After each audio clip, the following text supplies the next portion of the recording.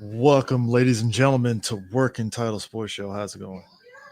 We're back. It's been a Hey. while. Um, you Yes, know it what? has, man. Let's start off with something happy. Happy. Yes, happy. Start happy before we get into some of the funny shit that happened. Uh, yeah. So I went to WrestleMania this year. WrestleMania Yeah. 40. WrestleMania 40, and it was fun. I would say that. I said it on my Facebook post that going to Starcade 97, 98 was great, and this WrestleMania 40 kind of basically matched that in the sense of like what was happening and just being there and taking part of all the festivities around WrestleMania weekend and stuff. Mm-hmm. Kind of mad I missed Wale Mania, but we'll try. I'll try again. Well, like. Here's the thing. I know everybody wants to go to Wale Mania only for the party atmosphere. That's really much it.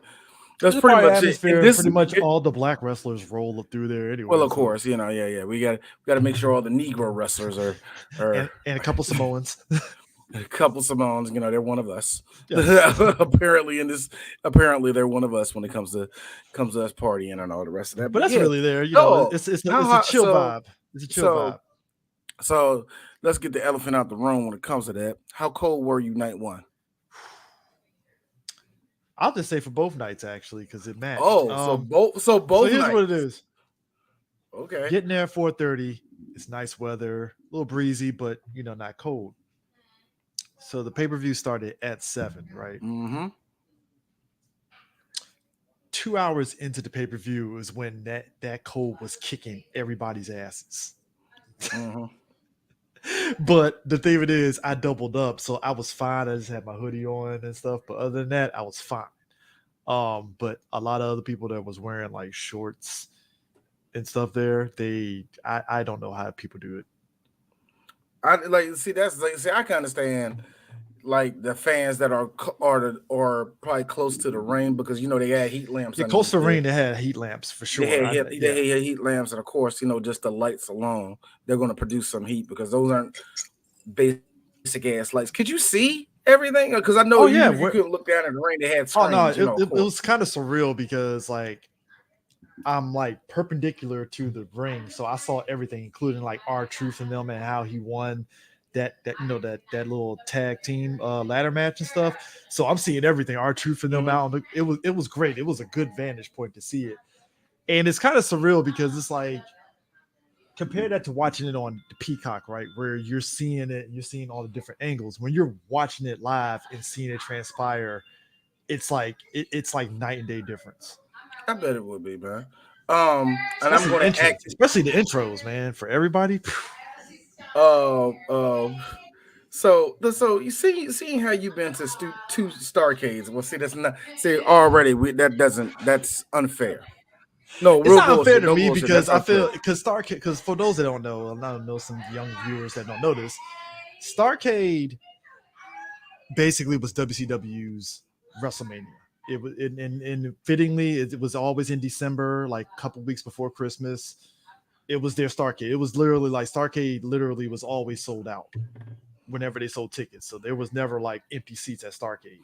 So being Mhm. in both instances, it was packed at the time MCI Center, but now it's Capital One Arena. Yeah, But they, yeah. they they filled that WCW filled the Oh house yeah, and it was weird. easily. It is so weird that I remember we at least remember this back in the day.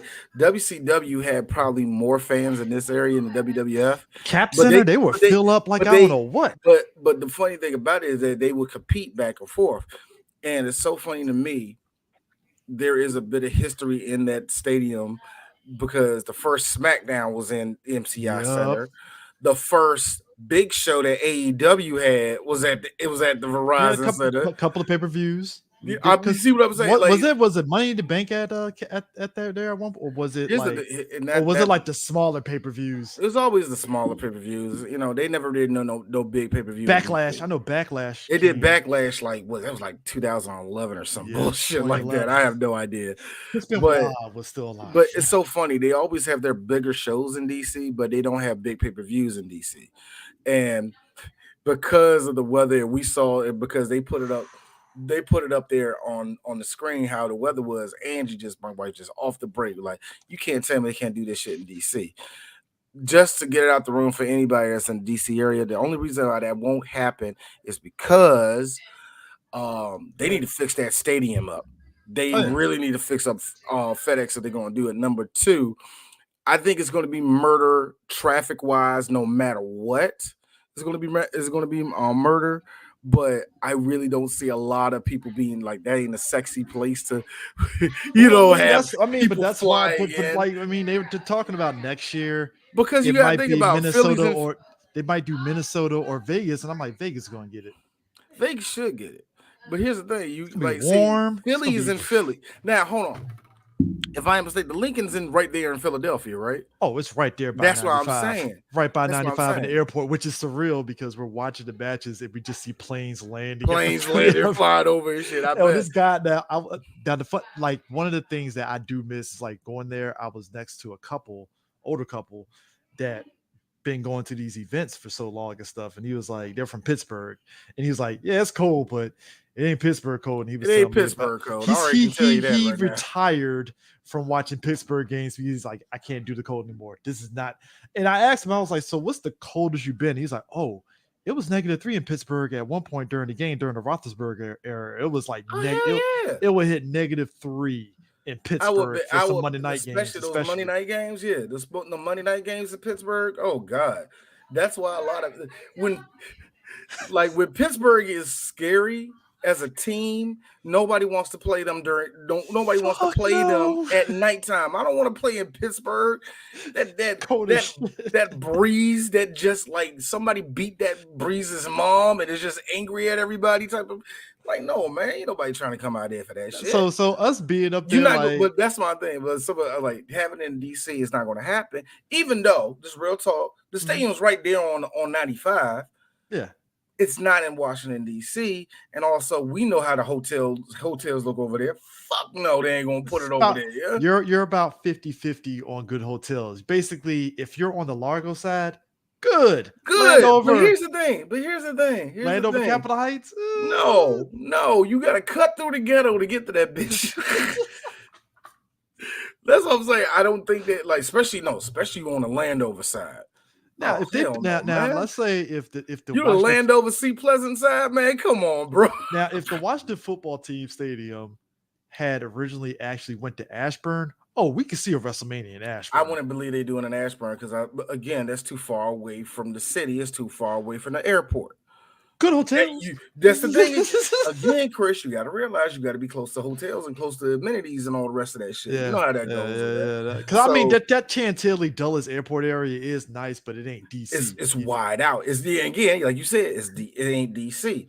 All right, do it at RFK. You do it at RFK. Just fuck National Stadium is the only halfway nice one, but it's not a full circle one though. And I was telling that to the wife. You could probably do like a Royal Rumble over at National Stadium, and that would be perfect. The summer breeze coming off the Anacostia. The only thing you have to worry about is DC in the summertime, meaning there might be a chance of rain. Like rain. So global warming is a bitch, folks. It's a bitch here in DC area during summertime. It goes from hot to maybe I want to put on a windbreaker today. That weird shit in the summertime that we get sometimes. That is exactly what WrestleMania was. By the way, not Royal Rumble. I'm sorry, not Royal Rumble. I meant SummerSlam. My bad. Yeah, SummerSlam. But okay, the link has $15, the $13 hot chocolate, but it ain't that like bullshit small one. It's like it was actually I saw that. Yeah, somebody put it I was like, oh, bro, that shit came in clutch both nights. That was worth the money. That's the only time I will ever say stadium food is like it was worth money. Yeah, this shit is worth it. All right. So just real quick, just because I don't want us to really hang up too much on WrestleMania, but we got to talk about it. Yeah. First off, Chris, I don't know how much you saw of it on television, but what all of us saw on television was Michael Cole putting his dick out, throwing it on the table, telling everybody Vince is not here no more. Professional wrestling. I listened Michael to a little bit Cole of it was on my on Bluetooth fire ear the set whole during, weekend. like I had it on a Peacock on my phone. I was listening to it while watching it, and bro, that commentary was beautiful. The only thing I will say this, the only thing I don't like about the commentary is you can tell that Pat McAfee is still trying to get used to it. And you can tell when he's making everybody laugh. And you can also tell when Michael Cole does this. Shut up. No, don't say that. Like, no, you can't say that. No, shut up. Back to the action. You can tell. So it's still kind of floating between, and I think Michael and Pat are still trying to find a bounce back with each other, man. By the way, Tripp's coming out there and basically putting his dick on the table like, Vince ain't here. Yeah. New era. Let's go. Everybody, that's one of the things that screamed out to everybody. And I like how all the wrestlers are confirming what the fans already knew, that Vincent wasn't there. So we kind of know that everything was going to be a little bit different. To give Vince his credit, at least three of the matches that we seen today, he produced. He already had set in stone at SummerSlam. And that was Vince's call. Yeah. So that's as much as I'm going to give Vince, especially when it comes to Roman Reigns and Cody. Oh yeah, Vince was all a part of that. Yeah. So let's not hit that junk. That was all Paul. No, it wasn't. No. So just in that case, just in that case, we could say that. Yeah. But yeah, it was cool seeing that. How big was that pop? Now, hearing it at home, it was different. But how big was that pop when Stephanie came out night 2? Oh, dude, folks loved it, man. I'm about to say that sounded real. That sounded like a real big pop, yeah. And also, I hate how we do this as fans, especially if you've been to events like that. We like, well, it didn't sound that big. Like, nigga, you need to be in that stadium. It was loud as a motherfucker. Yeah, some people they were asking me, like, was the pop for R-Truth when they won huge? And I was like, bro, the fucking stadium lost its shit. It was weird because it looked like it's like this. We saw the fans cheering, but you didn't hear the pop. It's so, I get it. There's a sound difference when you come from TV in real life. You know what I mean? I mean, especially when Damian fucking cashed in, bro. You could not, like, if you had gave me a call during that, you wouldn't have heard shit. That's how huge it was, because it went from, oh shit, he fucking won, to oh shit, it like this was for me, like I always say, is a WrestleMania has two things. There's only 3 ways you can go with a WrestleMania. Number one, God, it was okay. Let's not talk about this year no more. Number 2, it's an anniversary WrestleMania, to be fair. That's to be fair. But number 2, it's like, no, hold on, that don't mean nothing. That don't mean nothing, because WrestleMania 30 was some shit. No, not 30. 30 was Daniel Bryan. What are you talking about? I'm sorry. It was 25. The one with Undertaker and Shawn Michaels was the only good match in that whole WrestleMania. Yeah. So yeah. But yeah, you either going to be a match happened. Number 2, it's this one. Yeah, it was cool. It was a couple cool matches. Or finally 3, I fucking love wrestling. This was our fucking love wrestling type of WrestleMania this year. So anyway, first match, Becky versus Rhea. It's kind of funny. To me, it felt like they called that joke short, but it felt long watching it though. It was 17 minutes. I can tell you this right now. You feel every bit of that 17 minutes. I bet you did, because it was still breezy out there for your ass. But pretty nice. It was so funny. Hearing that Becky just got over a sickness, I bet she was the first one like, ooh, I want to go first. I ain't trying to be out there. But everybody, but Rhea winning that, it was all right. It was a cool match. It was all right. Yeah, it was all right. It was a fine tune-up match. I like the ending where when the second she caught Becky in midair and put the riptide on her, did the riptide on top of that top bunk. I was like, yeah, bitch. I was actually mad she didn't do that joke. She did it once and did it a second time. I was like, do it one more time, Rhea. Make it count. But anyway, whatever. It was all right. The 6-pack match was cool. Now I got a question. How was everybody when DIY came out looking like old DX? How was everybody? How did the crowd react to that? The crowd reacted pretty normal. They loved it. They loved it because it's DIY and stuff. I think but it was all right. It was a cool match. Not really I good. kind of got And thrown off because when I saw fucking Grayson and Grayson don't get the belts, I was like, so did they win both? Grayson and And then that's when the guy yeah. told me, he's like, oh no, they're splitting the belts back. And I was like, Oh no, oh they were okay, definitely splitting the belts. You could tell because the whole match, the fact that they had two different belts up there. I mean, you know, the SmackDown and the Raw one up there. Already knew for a fact, like, oh, I was a little we're slow at getting that split. moment until when I saw it, and I was like, oh okay, so the split. Okay, cool. I Shout out to the new belt designs. I know, yeah, it looks better. And I was one of the few people like, yeah, A-Town down, under, bitch. Let's go. Second I saw them, I loved it, man. But I love that team. But Miz and Truth winning, I kind of knew it was in there. They were the ones that was going to win it. You can kind of tell they was going to go in that junk and win it. There was a couple of good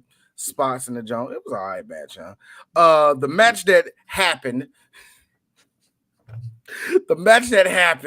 it's so messed up, was I hate saying it like this. All the Spanish people. God damn. I didn't want to say that. Yeah, basically look, there was so we were theorizing. Funny enough, we were theorizing that Carlito was going to turn on Ray and them, right? And I was like, shit, would Carlito really do that? I don't know.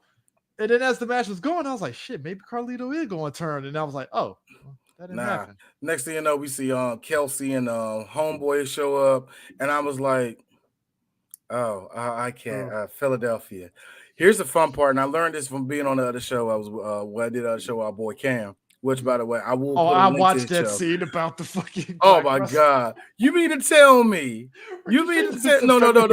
You mean to tell me? No, you mean to tell me those two went to the Monster Factory to train for the finish? Nothing for the whole match, just the finish.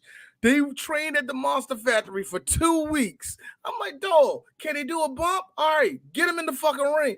You mean to tell me they went? Triple H was thorough. So I guess Triple H just being thorough, I guess. But whatever. They trained at the Monster Factory for that shit. I'm like, really? All right, cool. Like, all right, cool, whatever, nigga. But also, I mean, I feel you on you don't want to say all the Spanish people. It's like, look, Spanish people eventually is going to hit the peak of black people in WWE, where it's like, so we got a lot of Spanish folks here. Great. They bunched all them niggas together and they had a match. And the best thing about it was I love the only thing missing was Conan. Yeah. The one thing I liked about it was when they were doing when the hype up of all that match was coming on. First off, Dragon Lee was supposed to be in it, but he wasn't. Yeah, and I think he got legit hurt or something like that. I have no idea. He actually got legit hurt. Yeah, so he couldn't be in it, so they replaced him with Andrade, which actually worked out better to me. Yeah. But the best part about it was when Dominic was going on his team, he pointed at Joaquin Wild, homie from DC, who is not Latino. He just said, "Oh, the fake Latino." I'm like, fair. I'm like, he's Filipino. Fair. And that's the way Joaquin playing a Spaniard. And that's the way Joaquin looked. Like, that's fucked up, man. That's fucked up.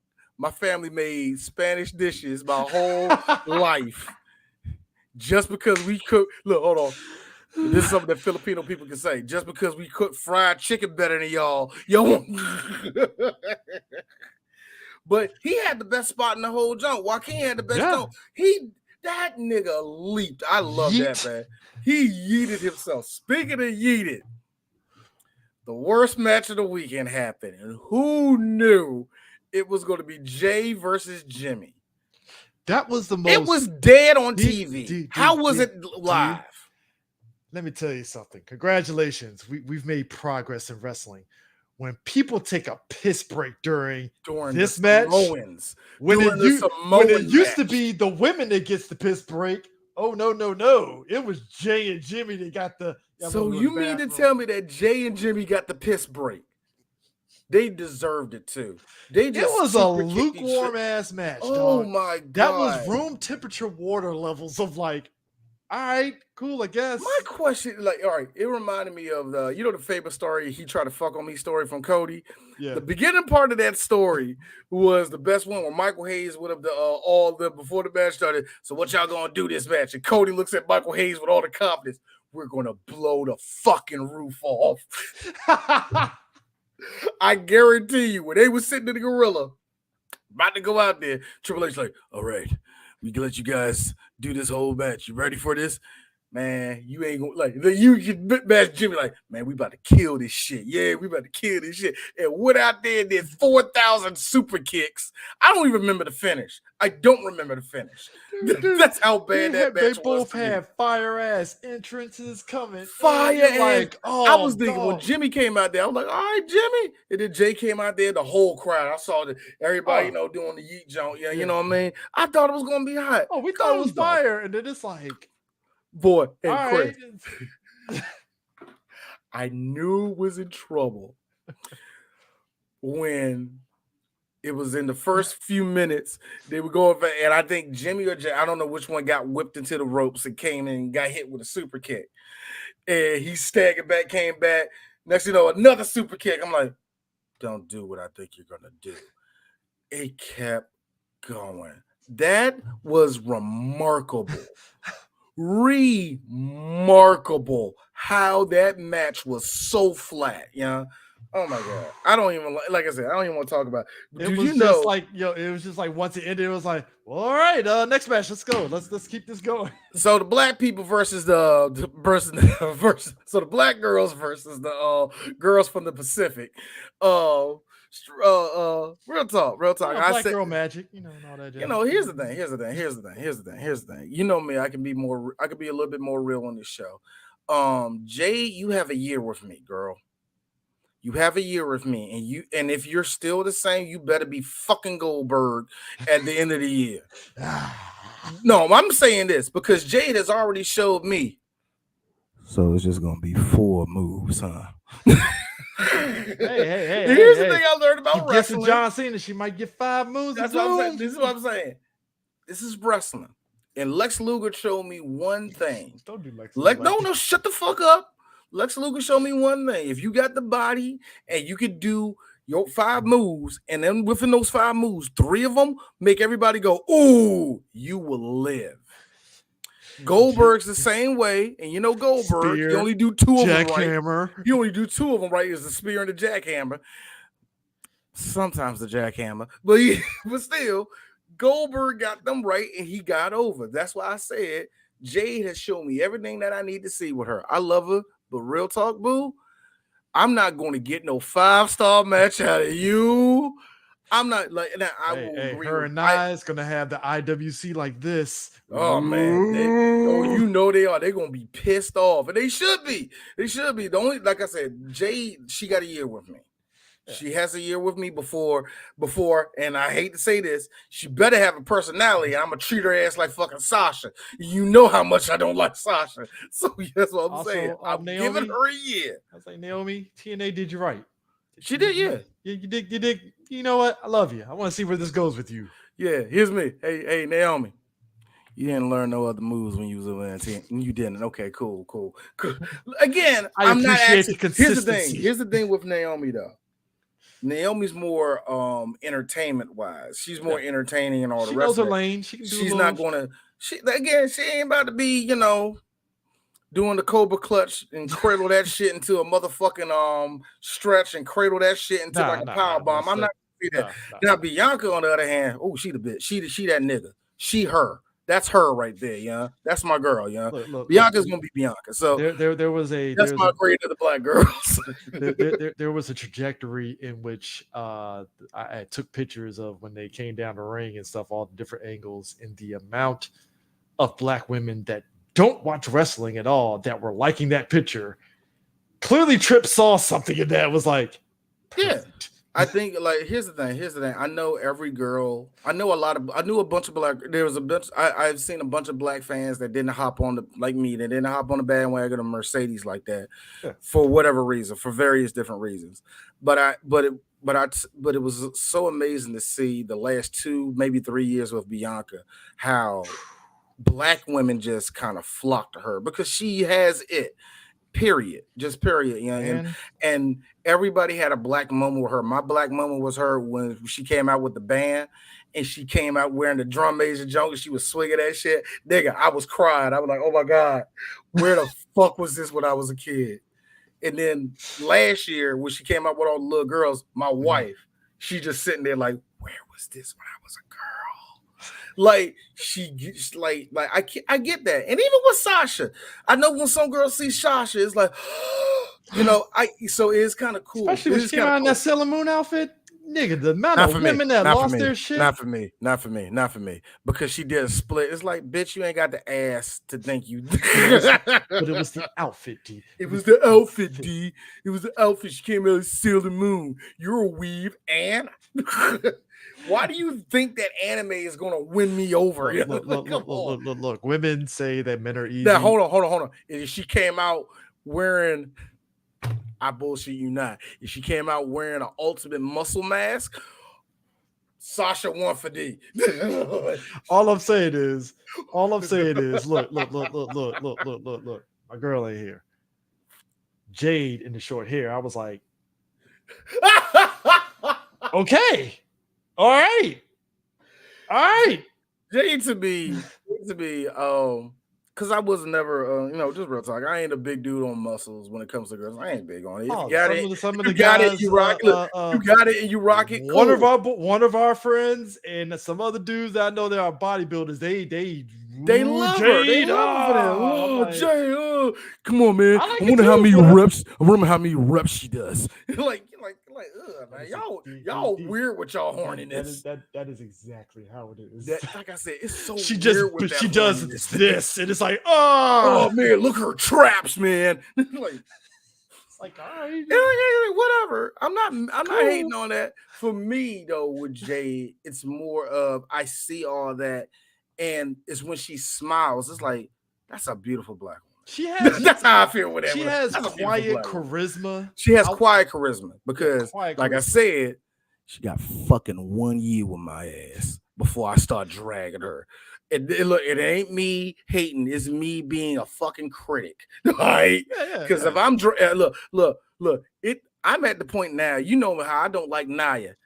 Nia, that bitch right now. Give Nia the belt. Look, D. Did Nia find her blackness? Because I saw her dap up Jade. No. Hey, look. Did she find her black? Hey, look. You said, did you find? Hey, Chris, chill with that. She ain't found her Samoanness yet, so chill. Don't be skipping to another race. Really, she's like white, but she's like that. Is that she's kind like of thing? She's light-skinned Samoan. There you go. Oh wow. I don't know how that falls. I don't know. Is that worse than light-skinned black? I think it's just like white skin black. Just replace. I was about to say something really. Stairs and tribal, I guess. I don't know. Not like just replace fried chicken with something. I can't think of it. I don't know what chicken. I don't know what Polynesian people eat like that. They probably like the same thing as niggas. Like, damn, I knew it. But chicken with pineapple, I guess. I don't fucking. That's part of that. The match for me was as the black girls are coming out, Asuka and Kari giving no shits, dancing behind them as all that going on. I thought it was hilarious. All to hear Mark Henry talk about, I would have smacked Kari up there. That's disrespectful. She disrespected the business. She's a heel, nigga. She's a heel. And that being said, Asuka and Kari are the best girl wrestlers on the whole roster because the way they rocked Naomi shit was incredible. Now, the best part about it, they did the right thing. They protected Jade. Jade doesn't get none of that, none of the offense those girls was getting. Bianca had to eat a super kick had to eat a kick from Asuka. Asuka lit Bianca up. The way the stadium was just like, ooh, shit. Man, I know y'all heard that pop when she kicked her dead in her side. Man, that pop, all of us like, oh, shit, she did? Connor, chill. You hitting her way too hard. You're going to get one of these black girls that's going to get offended off of that. You're like, you better chill. But the second Jay got it, I like how they rolled out. Hey, Dakota, you got it. Got Dakota. It's all good. Oh, man. So it was good seeing all the girls of color All the girls of POC the color. match. Yeah, it was POC the match. Yes, it was. Oh, sponsored by Wingstop, by the way. We're not look. I don't want to mention the undercurrent of Triple H approved that. And here's the worst part. Here's the worst part. I feel like Vince would not approve of none of that shit. That's the fucked up part. But this is a good transition though. So B-Fab still got a job, huh? Oh no, hold up. We're gonna get to that's night 2, but you're right. B-Fab still have a job, and I got her ass when we done it with this. Right. But anyway, the next match. Just want to know we're on the same page. That's all. We are. Don't worry. The next match, Sammy versus Gunther. Oh, and great match. Probably the best wrestling match of the weekend. Gunther's slaps echoed in that goddamn stadium. Man, you can tell they put mics underneath that joint. Like, oh goddamn! Like, oh my god, yeah, it was a great match. The way they set it up, and one of the best parts to me was Sammy coming out to the ring, and I was telling myself the whole time, "Where Kevin at? Where Kevin at?" He gets to the end of Gorilla, and you see Kevin right there, like, "Yes, let's go, let's go, let's go." Then when Gunther comes out, I was telling myself, all right, I love how Imperium is behind them. Yep. And when Gunther looking like a Yakuza villain, throws it in the air, Ludwig not missing a step, pow, and put it behind it. Like, I love it. We needed the dynamic intro, Gunther. Gunther, ring general. It is amazing how they have found gold in Gunther, because that motherfucker, he is main event for a while. It's going to be. I wonder where I know he's going to take a bit of a break, but it is kind of. I wonder where they're going to go with it. Or Cody. That's a good question. That's a good question. That's a great question. And of course, the Bloodline versus Cody and Seth. Now I got a question, Chris.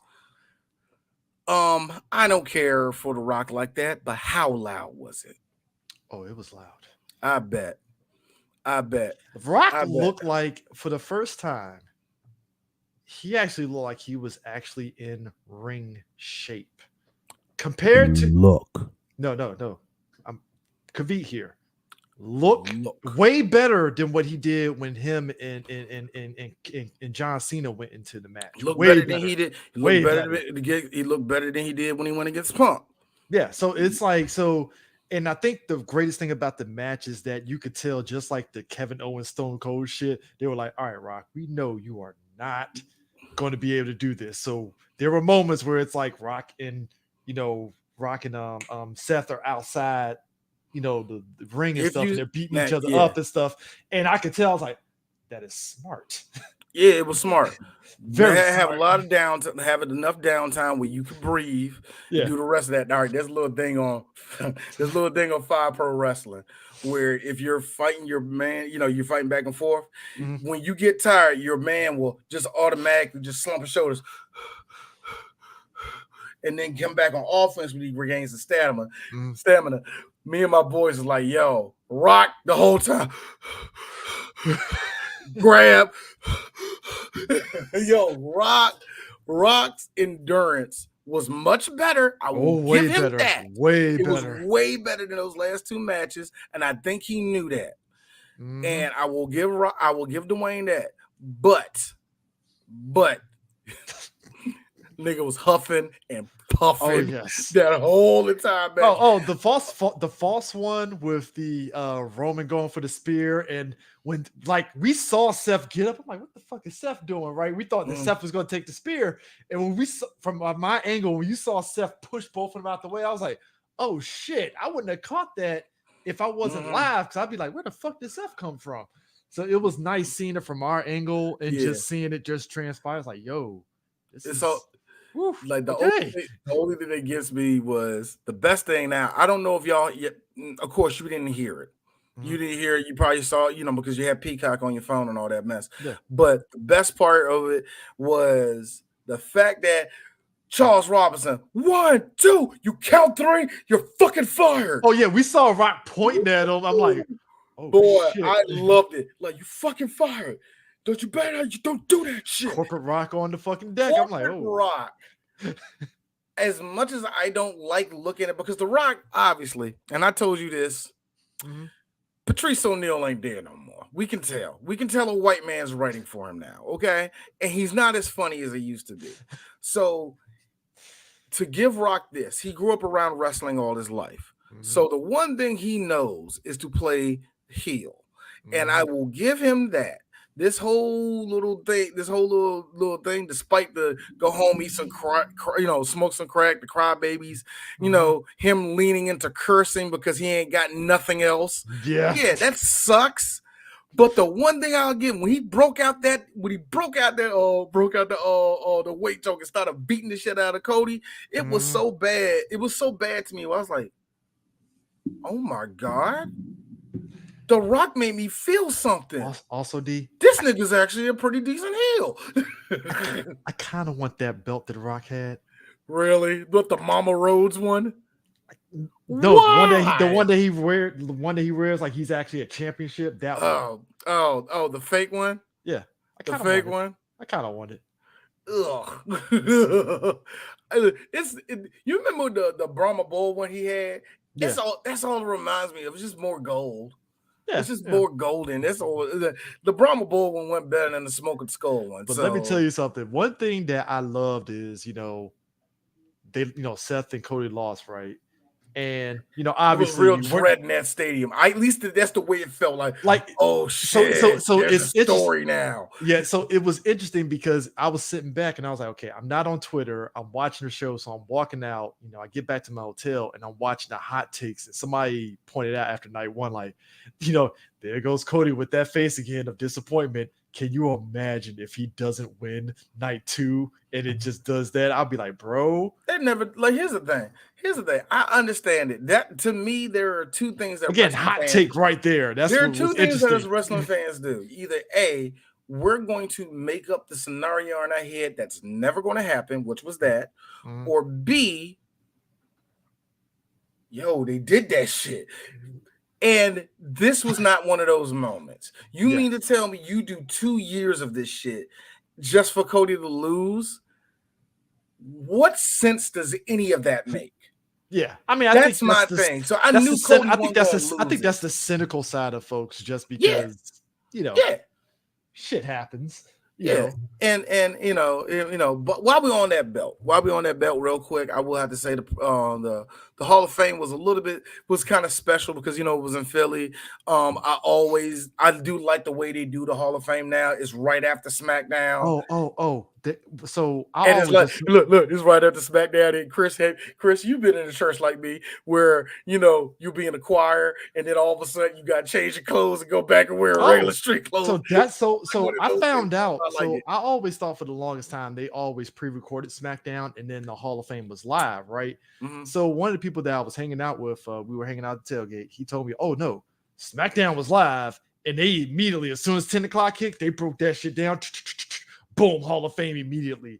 And I was like, are you fucking kidding me? He's like, oh yeah, the Hall of Fame apparently ran till 1 a.m. It came. I knew it was past midnight because number one, God bless him, and was one of the best people that went up there, which was Thunderbolt Patterson. Thunderbolt Patterson for me, when I started getting into wrestling, especially for Three Black Geeks and all the rest of that, I was looking up old black wrestlers. I was fascinated by Thunderbolt Patterson. Like this nigga was a real true trailblazer. All the black wrestlers getting our space, not only because it's one thing, Bobo Brazil had his own promotion and other promoters F with him, but here's the thing, he was still, you're a black promoter. Ernie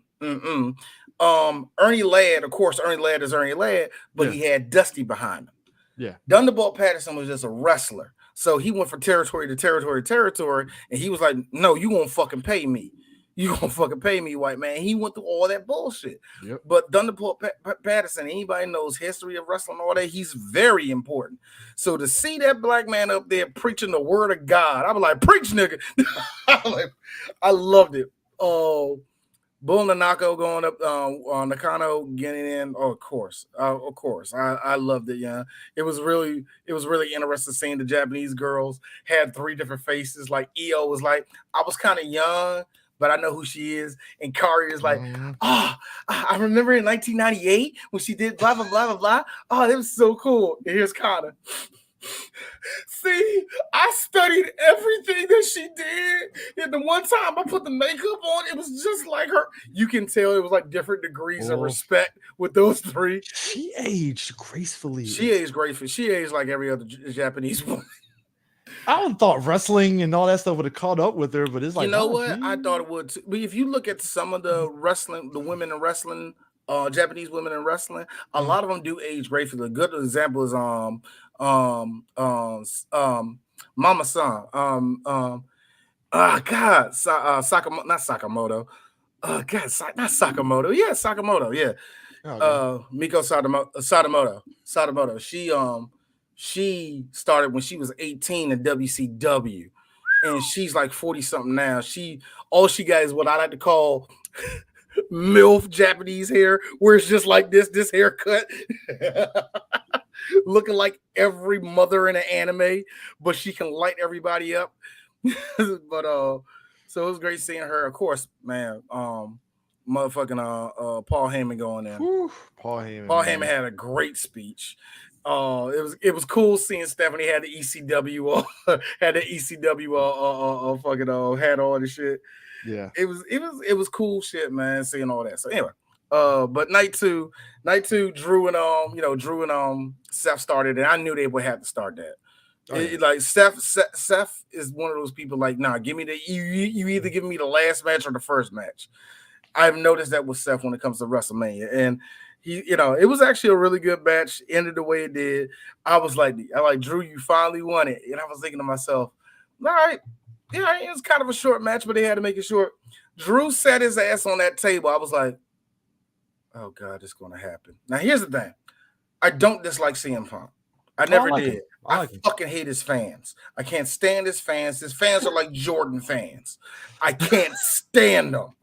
So the second Drew got on that thing with the belt and started mocking, I'm like, oh my God, it's about to happen. Drew goes down, he gets hit, yelling, ha ha ha.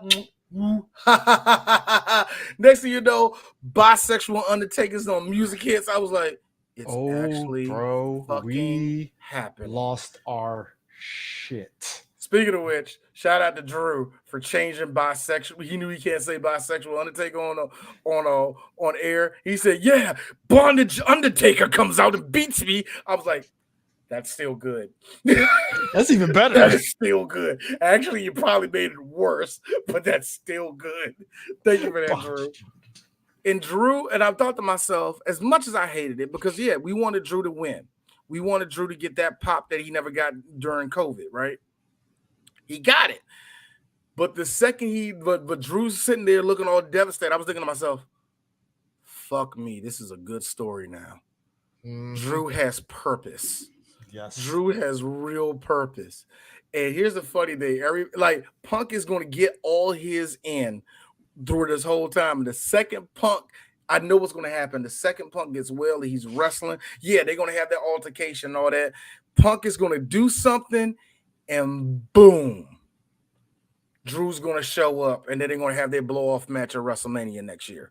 Oh. If that's when Punk comes back. I don't know how Punk's injury is right now, because I heard in one sense he'll be back before SummerSlam. I heard after it, so I don't know how how that will go. We'll see how that goes. But I know what's going to happen. I know that's what's going to happen. Drew's going to screw him over. Oh yeah. It's going to be a chance that Punk belt, something's going to happen, and then they're going to have their blow off match. So yeah. But good for Damian Priest, where my wife made me realize that I can never say his own name, because I used to always say his own name from Ring of Honor. But knowing that he's bisexual Undertaker, I can never say the word Punishment Martinez without laughing. Oh yeah, you hear it now too. Since we said bondage Undertaker and bisexual Undertaker, saying his own name, Punishment Martinez, like you just from the beginning you was like this, huh? Even try. God, you even try to get around that shit. But anyway, next match was the Philly street fight, which by the way, what is it? how was it when Bubba Ray came out? How was it? How loud was that The fans? pop was fucking huge. Yeah. Yeah. Now, that being said, BFAB career, what? BFAB coming out, I was like, here's the thing about BFAB. BFAB, I don't like her at all. She looked, she gained weight, looked like she got stronger. I don't know if she can wrestle, but she looked like she actually got strong, like she actually put on pounds and muscle and all that. I'm Yeah. like, go ahead, girl. I forgot you was here. Go ahead. You know what I mean? Go ahead. I love it. You know, the match itself was okay. It was crazy, a little bit everywhere and all the rest of that. And shout out to Karrion Kross, who looks more and more Puerto Rican by the month. Is it like the hair? Is it like the Lorenzo Lamas that you thought he was? It's the Lorenzo Lamas he got going on right now. I hate you for that. But yes. But it was okay, man. It was everywhere. It was okay. The best part, he put on the or how loud was the pop when he put on it when Bubba put on his glasses? Oh yeah, it was a loud pop too. I was about to say that pop, that had to be a big pop in Philly, yeah. 1, 2, 3, get the table. Oh man.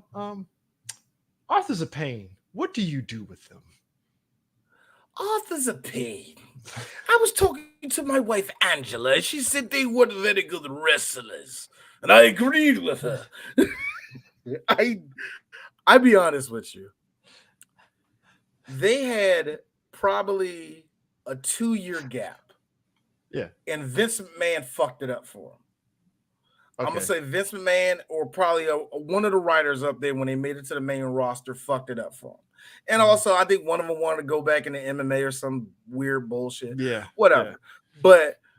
But I hope they find something with them because Paul Ellering there needs to be. You have fucking Paul Ellering, so I hope all of this shit works out for that whole squad. To be honest with you, but I don't know what to tell you about the Authors of Pain. I don't. BFAB, shout out to BFAB. Like, see, here's the thing. I know Scarlett can take a bump. I seen her in TNA. She can take a bump. She has. I don't want to say minimal wrestling skills, but she know how to wrestle. She's better than BFAB. I know that much. But when they both went to that table, I was looking at it. Every time I looked, like they showed it twice. I was like, one of them bras that they hit on that fucking flow. The way it looked, like one of them. Somebody concussed. Best part of the match. Everything fine. The table spot. Lay down, Karrion. Flink. Okay, I didn't hear it here. I didn't hear it on television.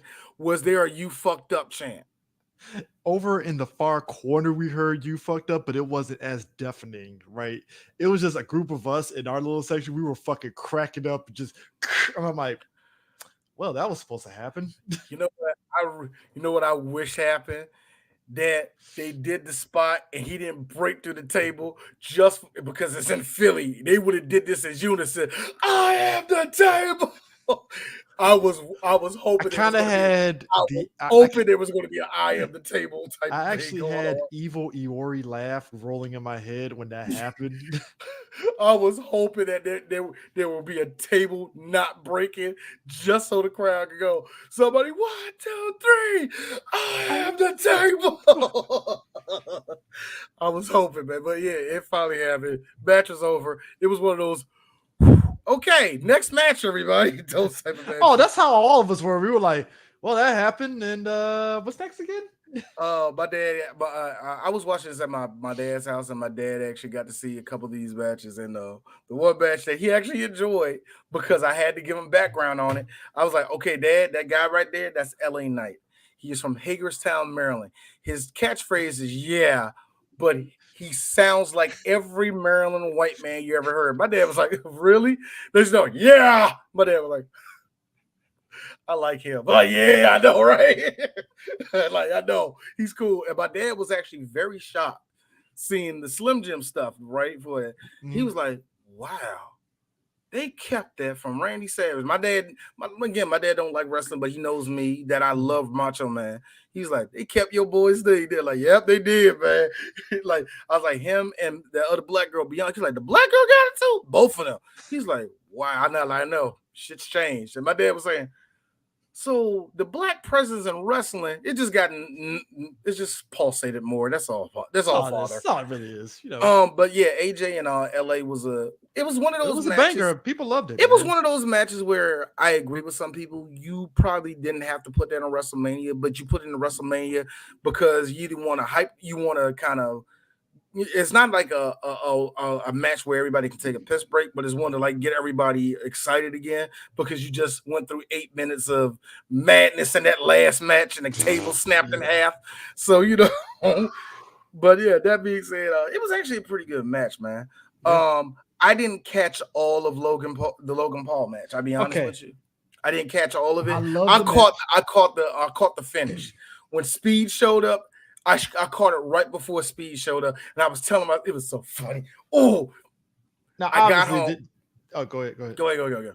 No, I was saying obviously they're pivoting towards KO getting that belt from Logan Paul 1-on-1. I think they will. I think they will. I'm shocked that they're keeping it on Logan Paul as long as they are, but I maybe think they're trying to figure out the US championship angle. It is so weird with Logan. I get the benefit of keeping it on him. I get the benefit of you trying to keep him in some type of championship. I don't think he should be a WWE champion or nothing like that. I can see you trying to put, like it's in this case, the United States championship, but I also can see you put the IC on him or something like that. You know what I mean? I can understand why you would put that on Logan Paul. You know what I mean? I don't see him being champion. I do see him in a championship match like he did with Roman. I definitely see that. You don't have him win it, but whatever. Here's the funny thing: when we got to the end of that, right before the finish, and Randy started beefing with the prime bottle. Here go Donovan beside me. That ain't KSI. That ain't KSI. He's kind of small. I bet it's Speed. Like, why would it be Speed? Speed. Here's the funny thing, y'all. Randy fucking Sparta kicking him. He Sparta kicked the living shit out of him. Speed. Here's the funny thing about Speed. Speed can do a standing do a standing back flip like every other skinny black kid you knew in your school. Mm-hmm. But if you seen him do it, it's like, hey, yo, Speed, do you have a little bit of Nightwing in you? Seriously, that little nigga, if you see him flip, it's like, woo, there might be something there. So I think that's what Triple H said. Hey, can you take a bump, kid? Oh, he took a bump. He took a bump, all right, man. He got if I was Speed, I would remember that for the rest of my life. You want to go back in the ring? Nah, I'm good, bro. I'm good. I got RKO, nigga. I'm happy. The second best wrestling match of the weekend to me was Becky and not Becky. Bailey and Io. Oh, that was it was just straight up good wrestling match, yeah. Oh, Arab, the crowd was engaged in that for sure. Like I was expecting the crowd to kind of die off, but they were actually actively engaged in that match and just top to bottom, man. I like to say WWE, you ruined Becky's theme song, and I hope y'all do. But I hope y'all do fire Def Rebel, because they don't know how to make theme songs no more. They had like 4 good theme songs. It was like, who is it? Gunther, Seth. Half of Oscars, and like somebody else got a decent one. I think Chelsea got a good one. Chelsea's my favorite one because out of all the ones where you announce somebody's name, she has the best one because it makes sense for her. Shh, it's Chelsea. I'm like, yes, that's my white bitch. like it matches her personality. Now you can't do like then it give me the next day. Here come Bailey, role model, and you hear like this weird drum. I'm like, ew. Same thing for who was it? The same thing for freaking AJ Styles. I'm like, what theme song is that, AJ? Why did you say yes to that? Hey, look. Bailey's entrance was actually pretty dope. It was. I know a whole lot of y'all, a whole lot of perverts was looking at her ass. Good for y'all. I like how Io gives herself a freaking headache, walking out there shaking her head like crazy and shit like that. I love it, man. But anyway, of course, the match of the night, Cody and Roman. Great. Now I got a question. When the Shield music went off, we thought I swear to God, I thought with what happened this past weekend. Look, before the whole CM Punk getting on the interview, telling the truth of I what thought it was happened. Dean for a minute. I thought for 2 I was telling myself, if I see Mox, I'ma lose it. And Oh, I if just saw Mox came Seth. out there, And I just saw Seth. Cool. Makes the most. Makes sense. I don't care. actually, you know what? I did. You know what? I'll say this. I did love it because this is like the second time Seth did that. Because I swear to God, when him and Roman went the first time, you heard the Shield theme. I was like, "This is peak Seth right here." I love Yeah. it. I love it. He came out there, and that was nothing but the whole match was nothing but storytelling anyway. It was Yeah. telling the story about everything, and I do. So, how was it live to hear that gong from the Undertaker? Oh man. I never seen the Undertaker live, so Now, obviously, that that's was what I'm supposed saying. to be. Now that obviously that was supposed to be Stone Cold. They Don't couldn't do reach that. it. Don't do that. Supposed to be Oh no, because no, they it was because 100. Hunter, for a fact, Hunter and Bruce Pritchard personally hopped on a plane to go down to Broken Skull just to like. So Austin, hell no. All right, let's go home. Time out. Breaking.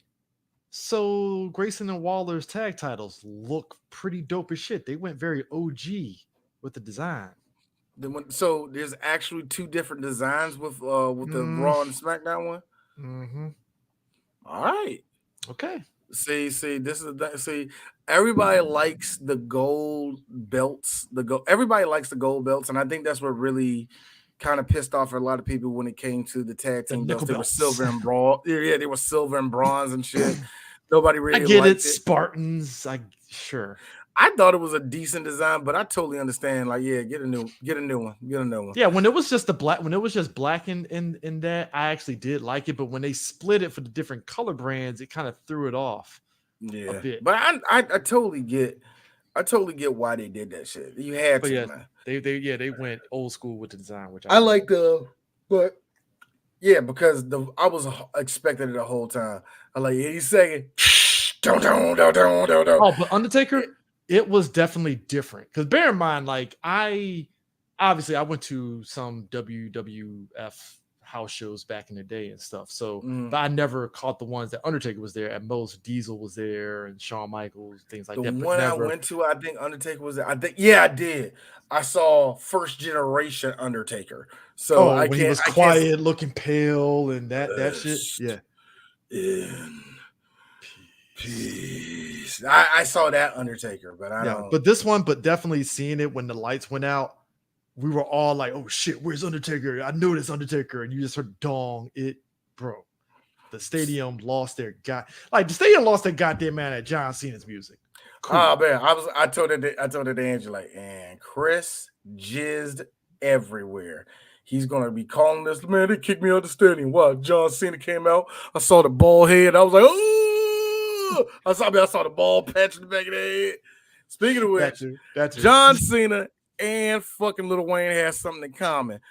Like, here's this: as a nigga with dreads, there's gonna be a bald spot in your head. There will be a bald spot somewhere in this section. Mine, I think, is right here, actually. If I split my hair right, you can see a bald spot right around here. But that being said, Wayne, you got money. What happened? Also, that half-ass Wayne Carter, you have money. What is your excuse? Hey, the way folks were really hyping up Wayne's performance, I was like, "Hey guys, easy. Wayne I was there. I was there. Didn't do nothing. He didn't do not a goddamn thing. He didn't really say nothing. It's fine. Dude, fucking. It's fine. Greatest rapper alive. It's fine. Fucking Mr. Dreams and Nightmares himself did more than Wayne. Speaking of which, I heard that one person in the audience. It was on. We saw the preview. I heard somebody going, "Diddy." D can't say nothing to me. His whole reputation is ruined for D. All right, I already didn't like him that is much. No 50, anyway. no nothing for life. No, I already didn't like Meek like that in the first place. So why? Huh? Why? He screamed all the time. And hey, Wale, you didn't retweet my thing. We're gonna have a beef now. Hey, that was a Wale. What? we were a proper nation. We came on Twitter at the perfect time when Meek was trending on or talk like Meek Mill raps. I forgot about that. That was a thing for a week and a half. I forgot all about that. I'm walking in, I'm walking in, and I'm talking nigga, and I'm talking nigga. Nah. It was the fun. You know what got me? I thought people were bullshit, right? Self-Made Music Volume 1, that first track. I'm like, what? Holy shit, he really does scream when he raps. God damn, like, man. Yo. Like anybody kills me with that. I made it myself, girl, self-made. I'm like, chill. Niggas kill me because it's like, man, I love Meek Mill. Name a song that ain't Dreams and Nightmares. Please. You remember how, all right, Chris, as a DMX fan, I used to get this all the time. Oh, man, you know, the intro, doom, doom, doom, doom. DMX had 15 other hot songs than that. So, you know, get at me, dog. Fuck, man. God damn. Oh, man. No, I hated when niggas said the intro. Like, shut the fuck up. Say get at me, dog. Stop trying to be pretentious. Intro didn't catch on to me till I played Def Jam Vendetta. See, I admit that. Oh, man. For a lot of people, I get that. I'll wholeheartedly admit that. Not me. See, DMX, when I first saw DMX at Money Power Respect, I was like, I want to know. Yeah, I remember that video. Like, yeah. I really did. So when I'm hearing Darker Hell is Hot, and I just heard doom doom, I was like, what the fuck am I listening to? And you know, Teenage Brain. Like, oh shit. It's like it's satanic. But it ain't. You know what I mean? Come on, Chris. Man. You like me. I went to private school. So I'm like, so we like, oh my goodness. God. I don't think Jesus wants me to hear this.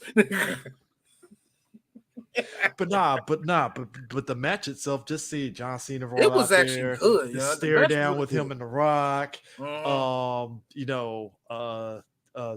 Undertaker coming out there and The Rock turning around like, man. For me, it was the fact that Cody ate so much damage, and then Roman took a good amount of damage. I was thinking to myself, they working the shit out of this jump. Next thing I know, I see a fucking Solo sliding that ring. I was like, yo, wow! I loved the Samoan spike and the spear. I was like, that's it. Look. I'm rooting for Cody. I'm like, that's it. 1, 2, by the way, because like D said, we don't want to linger too long. Tama Tonga is in the house. Yeah, Tama Tonga. I knew Tama was going to show up. The second his contract was up in New Japan, I was like, so Trips already got you, huh? When he came there and spoke on the Tribal Chief, I was like, you about to hit 40 something, and your pops already. Look, I know for a fact, Ming was like, yeah, you might want to go over there and talk to Trips, get some money. You better talk to. You better go down over to New York. No, remember, Ming's from the old school. It's New York, not WWE, not WWF, not WWE. You may want to go to New York. It's like they're in Connecticut now, Dad. It's like they've always been in Connecticut. I know where they at. I've been there before you were born. You know who did that shit. Is his brother going to pop up though? That's my thing. That's a good question. I don't know if Tonga Low is going to show up. If he does, there's rumors that he might be, but just because of his body size, you want him there. But the thing about both of them, Tama actually showed charisma enough to where he can show up in WWE and actually float for a little bit, and you never know, he might be bigger. Tonga Low is still a big question mark with him, period, as a wrestler. You know, because he always had his brother beside him. So I don't know. I'm not saying that he can't. You know what I'm saying? Just I think it'll be a good addition if you can't get him there. Well, you know, the Usos are officially out of the bloodline now with with Jay. So I'm like, oh, okay. Dog, the second Cody won, I was like, it's over. And like the way everybody lost their shit. Look. You see the picture below us, but the second he put that nigga on the show, I was like, I knew it. I knew everybody was going. All the faces were going to come out. Hey, look, I think it's interesting being in the audience and seeing a lot of. Look, I don't know Cody's theme by heart, but it felt white people enough for me to sit there and actually start singing along too. I'm like, whoa! I'm like, Hey, look, man, look. I thought it was to repeat what Goldust said not too long ago in the interview. It is very amazing to see Cody not only got the belt, but he's kind of been handed the reins to be the top face in the company or the rest of that shit. And it's like Dusty, he's like, it's not even a question. My dad was already proud of us, but he would have been over the moon. Like, yeah, a Rhodes is running the fucking company now, bitch. You know, that type of thing. Somebody was joking that like it's like Dusty is like a Jedi ghost at the end of Return of the Jedi. Oh man, dog. The best part would have been I was hoping. Of course, never would fucking happen. But like, you never know.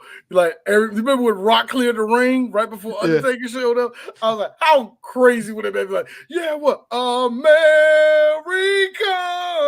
You see Dusty come up, like, yeah, Dusty's from around the grave, coming out in the polka dots and everything, coming out there, hit the little punches, Bionic help.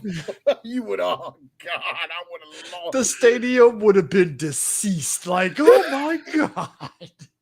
I was like, man, we're gonna lose in the second we hear the American Dream thing. So come on.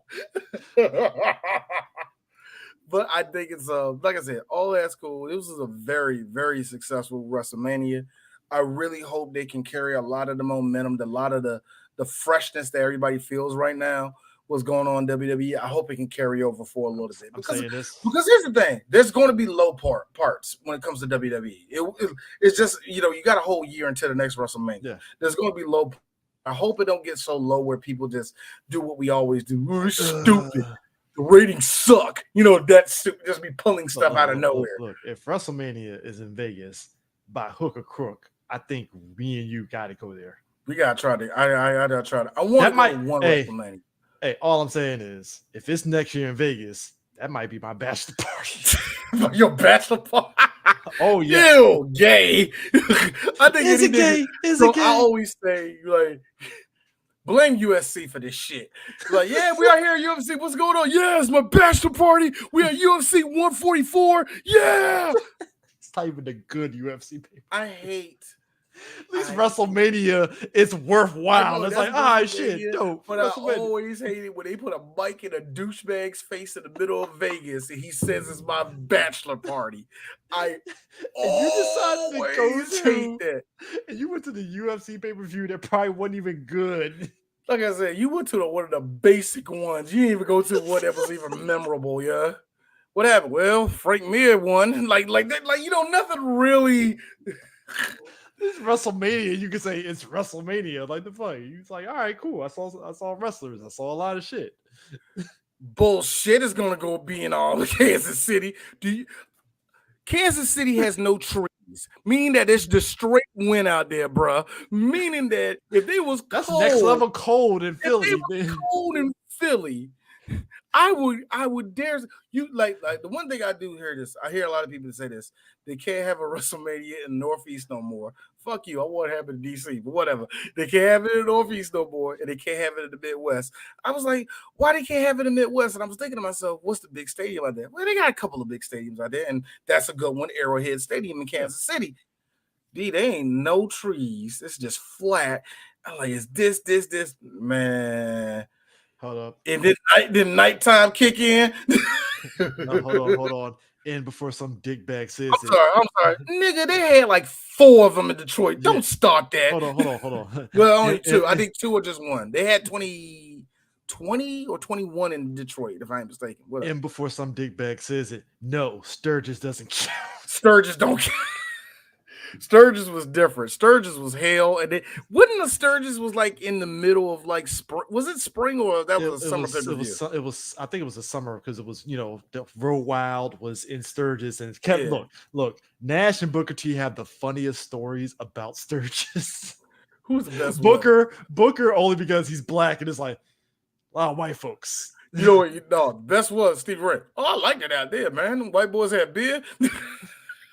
See, Stevie Ray, he a beer drinker, so of course he's gonna be like, yeah, beer. Stevie Fuck, I'm a... Ray looked like Stevie. Yeah, Stevie looked like he killed with that shit. He cool with that shit, man. Like they got But I Michelobes. All right, love cool. the fact Bet. that they had a decent.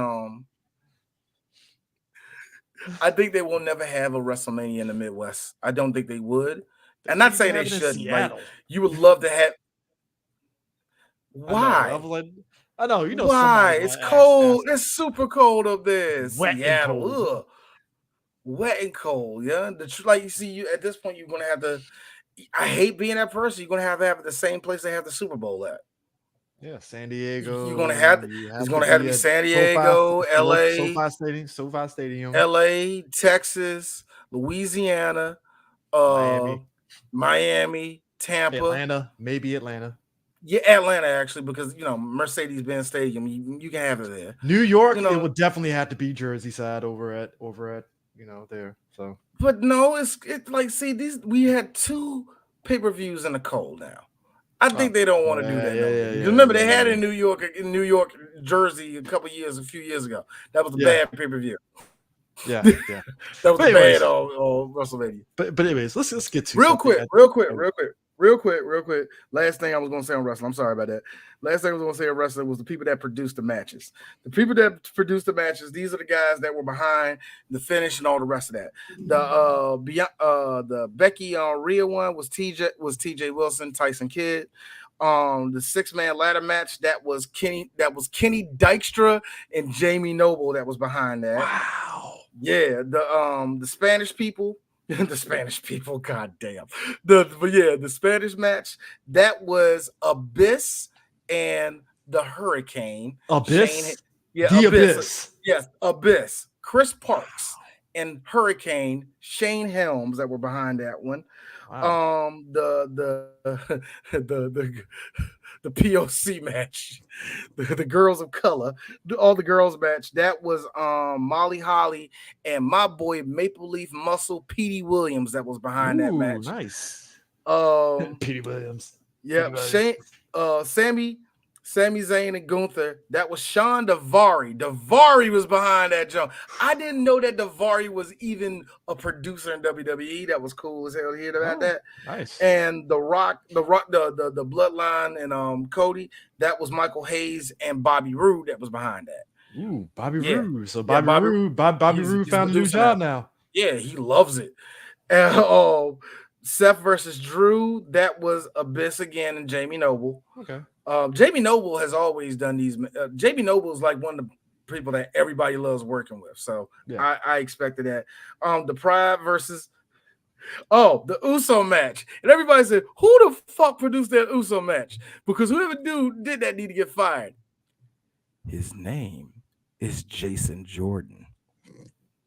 Jason Jordan he apparently produced some fire matches. And he has produced some good matches. I know he has. That trash. Here's the other, but here's the fun part, Chris. Here's the fun part. The Pride versus Final Testament. That was Petey Williams and Jason Jordan. So the 2 weakest matches in WrestleMania was produced by Jason Jordan. Kurt Angle's black son was behind those 2 matches. LA Knight versus AJ Styles. Adam Pearce was actually behind that one. That makes sense. Yeah. The Logan Paul match, that was Daivari and Hurricane again. That was Daivari and Hurricane. Io and Bailey. That was Tyson Kidd and Molly Holly. And of course, Roman and Cody. That was Bobby Roode and Michael Hayes again. And I would totally expect Michael Hayes to be like the main producer when it comes to the main event anyway. But the fact that Bobby Roode was there, and I know Bobby probably came up with a lot of those spots. Well, as a producer, he came up with most of those spots like that. Mm-hmm. He did a good job. Bobby, I'm so glad that Bobby he's having this section of his career happen and everybody loves him at it. So yeah, cool. Mm-hmm. Anyway, we're finally off wrestling. Let's get on to everything else. Hey, Chris, those girls were shooting, weren't they? We're those playing girls basketball. Oh, bro. South Carolina. Look, number one, as we're talking about women's basketball as a whole, there's a sort of poetic comedy that came about it in an unknowingly way. South Carolina played obviously and won undefeated season and won a championship. Undefeated. Don Staley got those girls to play this type. This like everybody loves their defense. Like I wish they played in the NBA. Why? So niggas can shoot them right out of that zone, nigga. Don No. Staley, a player who I remember from the early days when she was playing basketball in the salt and pepper hairstyle. I remember more for the United States when she was on the United States team. D can admit this. I didn't have a crush on her, but I kind of did. And a part of that, and that section of D died the second you realized, oh gosh, she's a lesbian. Yeah, I liked her and Cheryl Swoops. So Cheryl Swoops. I was telling this to my wife today. Cheryl Swoops. Like because of course everybody asks the question, can Caitlin Clark run with the men? I'm like, why? So she can only average 2 points a game? Somebody said it best. Draymond's there. Draymond's over there like, yeah, bring your ass out here just for him to get a rebound and he'll kick her at the same time. Foot dive, boost. Oh, he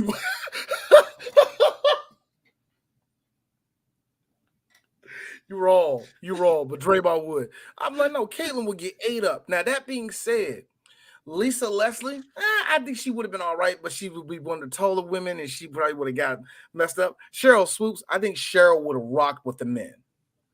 I think, don't say Cynthia like she Cooper. played with men. Look, don't say Cynthia Cooper. Cynthia would have got 8 by the men. But Cheryl was a different type of beast. To me, Cheryl was the Michael Jordan of the women. She was that good to me. Yeah. Flat out, you ain't gonna beat Cheryl Swoops, man. Yeah. And I thought she had from her jumper to her defense. I'm not saying I can guarantee she would have been all right playing against men, but I think she would have hung with them. And it's kind of hard to say if any of the girls who play basketball can hang with the men like that. And there's nothing sexist.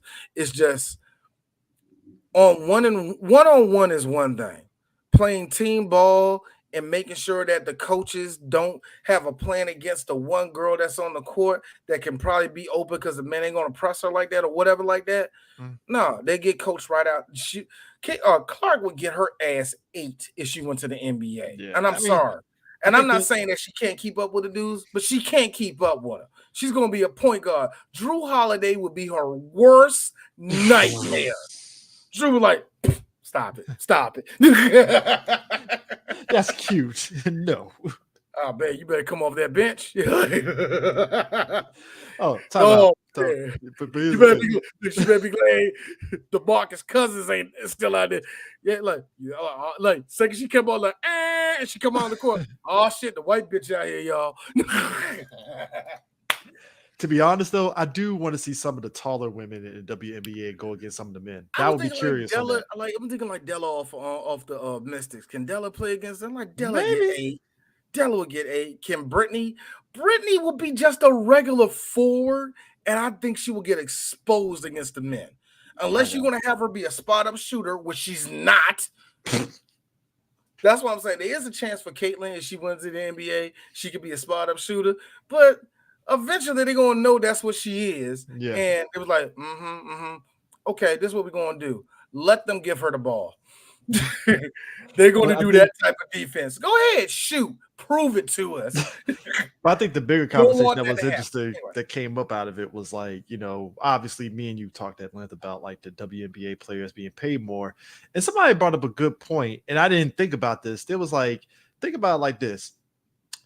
The NBA, much like how the WNBA is at the moment before this whole Caitlyn thing, were pretty much the NBA might not be a thing. And it took Larry Bird and Magic Johnson to just rejuvenate the NBA, right?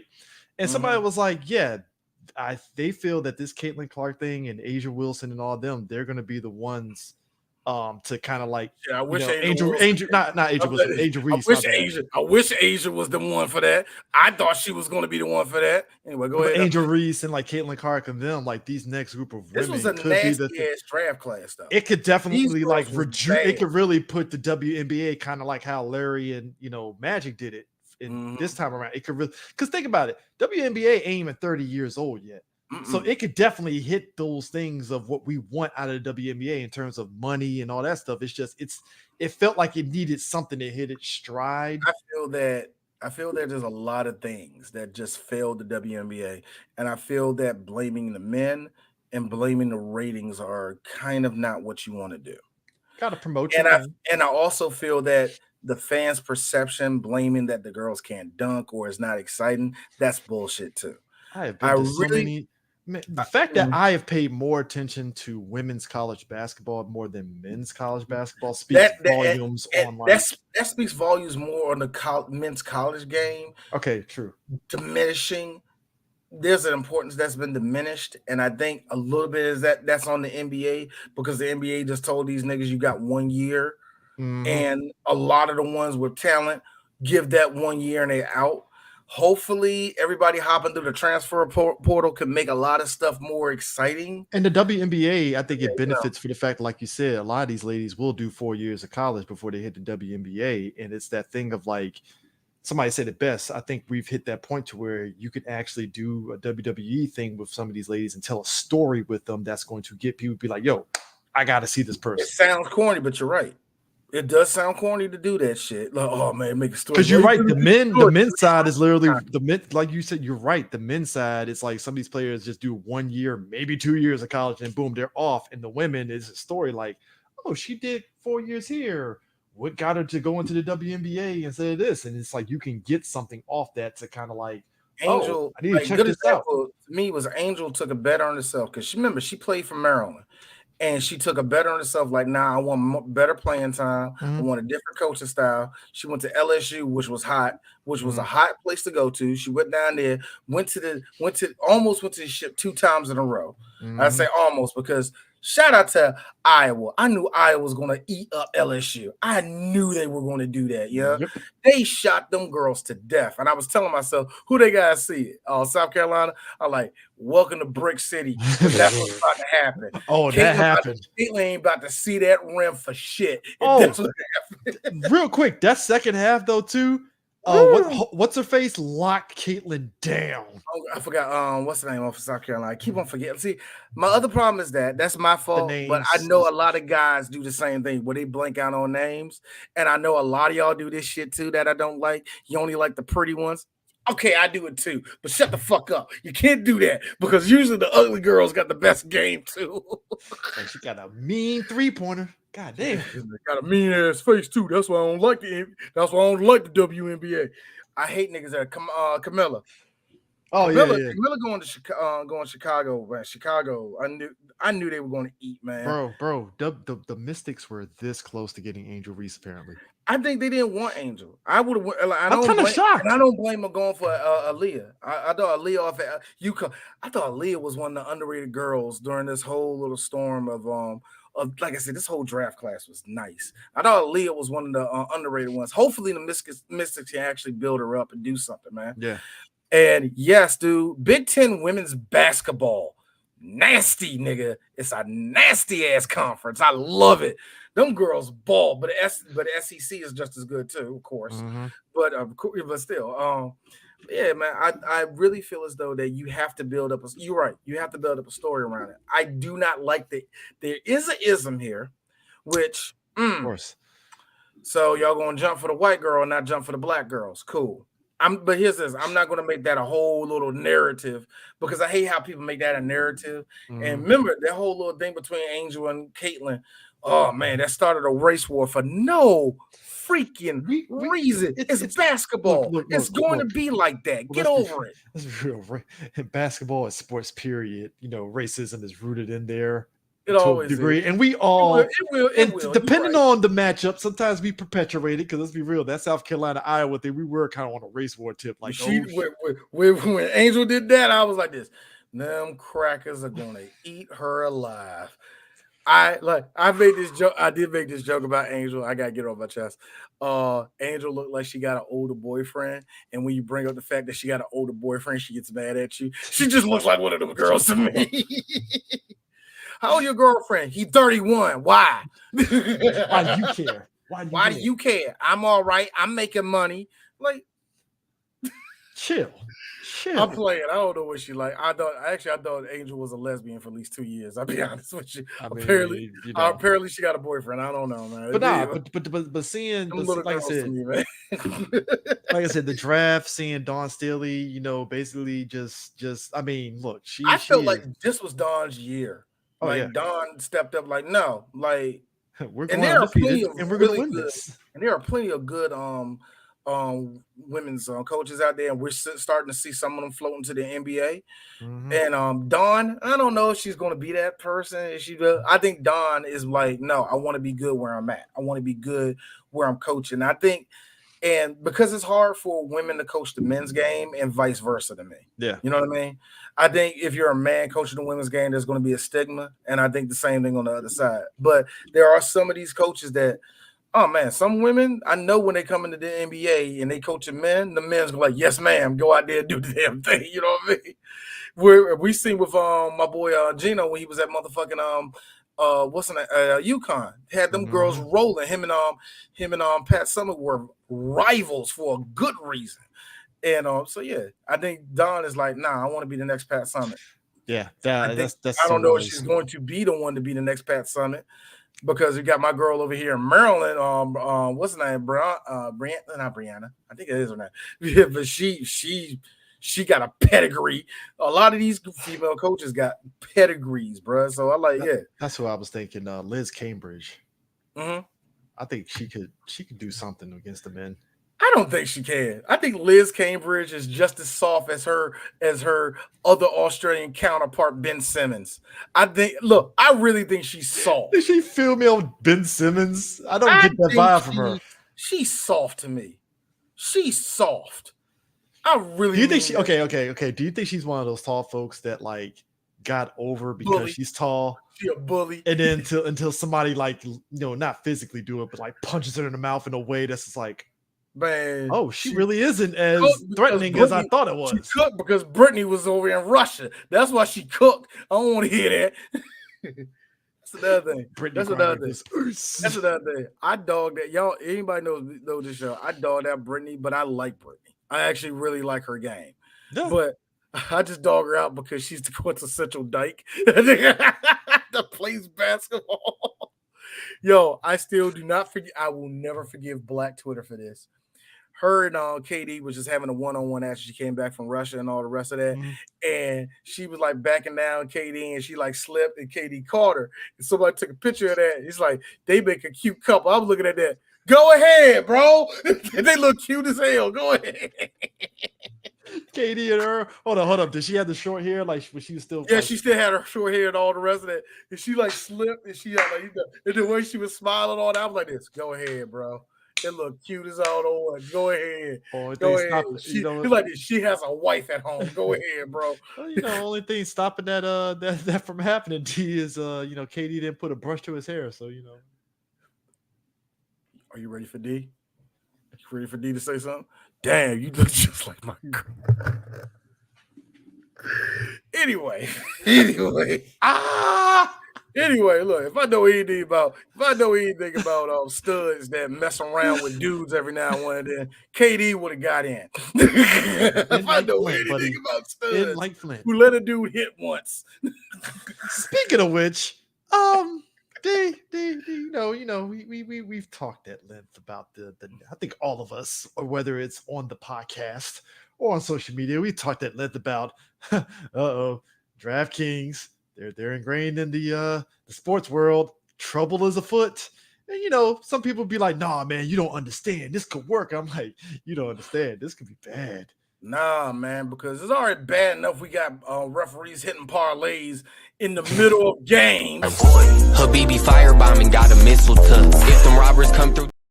Yo, we have seen evidence of referees losing money. Evidence. Where they'll blow the whistle and somebody misses a free throw. You see this, the referee. We got evidence of referees who clearly have a parlay. But one Jonte Porter, who I'm just going to call Jonte Porter, you might be like, who? He's the little brother of Michael Porter Jr., the good Porter. Michael Porter Jr. This is like the Great. good son, and he's like, I feel that way.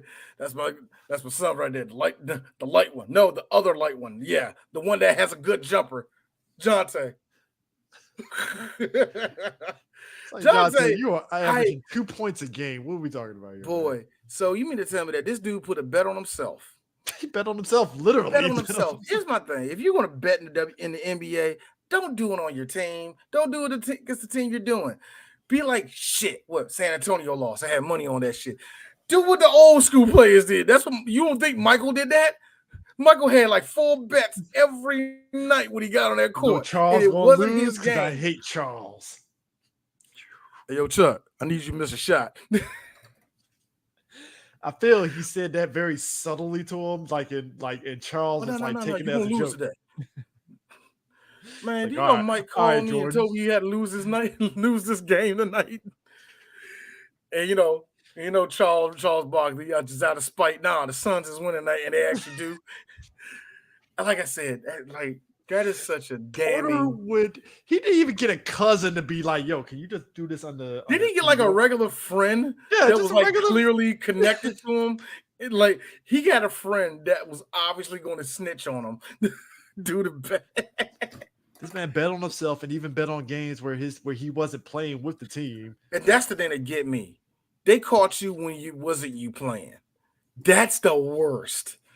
Oh my God. Here's my thing. So there's Wiz. So Porter, associated with NBA, he's placed the $80,000 parlay proposition bet with online sportsbook to win $1.1 million, wagering that Porter will underperform in the March 20th game. I wonder what underperformed for a nigga that only averaged 4 points a game. For a nigga that averaged no steals, 1.3 assists a game. What is the underline for you then? Porter limited his own game participation to influence the outcome of one or more bets on his performance in at least one Raptors game. Due to the unusual betting activity, the Astros players, the $80,000 proposition bet was frozen and was not paid out. It's like somebody in Vegas was like, hold on. Porter looking a little weird tonight. That was over 100 years of dealing with bets in Vegas. You're fucking with an institution that knows when somebody's cheating. Hey, so Porter there kid. You go. Hey, man, why is Porter not going? No, you know what it was? It was a bookie that called another bookie, that called another bookie, that called Vegas. Like, hey, you notice that dude Porter on the... No, not Michael Porter Jr., the other Porter. No, the other Porter. He's on the Raptors. I hold. Yes, the G League player. Yeah, him. That is hilarious because under normal circumstances, if he did you would think again, why would you bet on yourself, nigga? And that much. Hold on, Chris. First off, that's degenerate energy anyway. When you start betting on the bench players, that's already no. The court Gilbert Arenas, that's baby mama activity right there. That is baby mama activity, nigga. You mean to tell me you don't bet on the bench players? First off, yeah. So when you start betting thousands upon thousands of dollars on a bench player, you damn right Vegas is like, yo, check this shit out. Whoa. Hold up. Like, dog, man. Like you can't.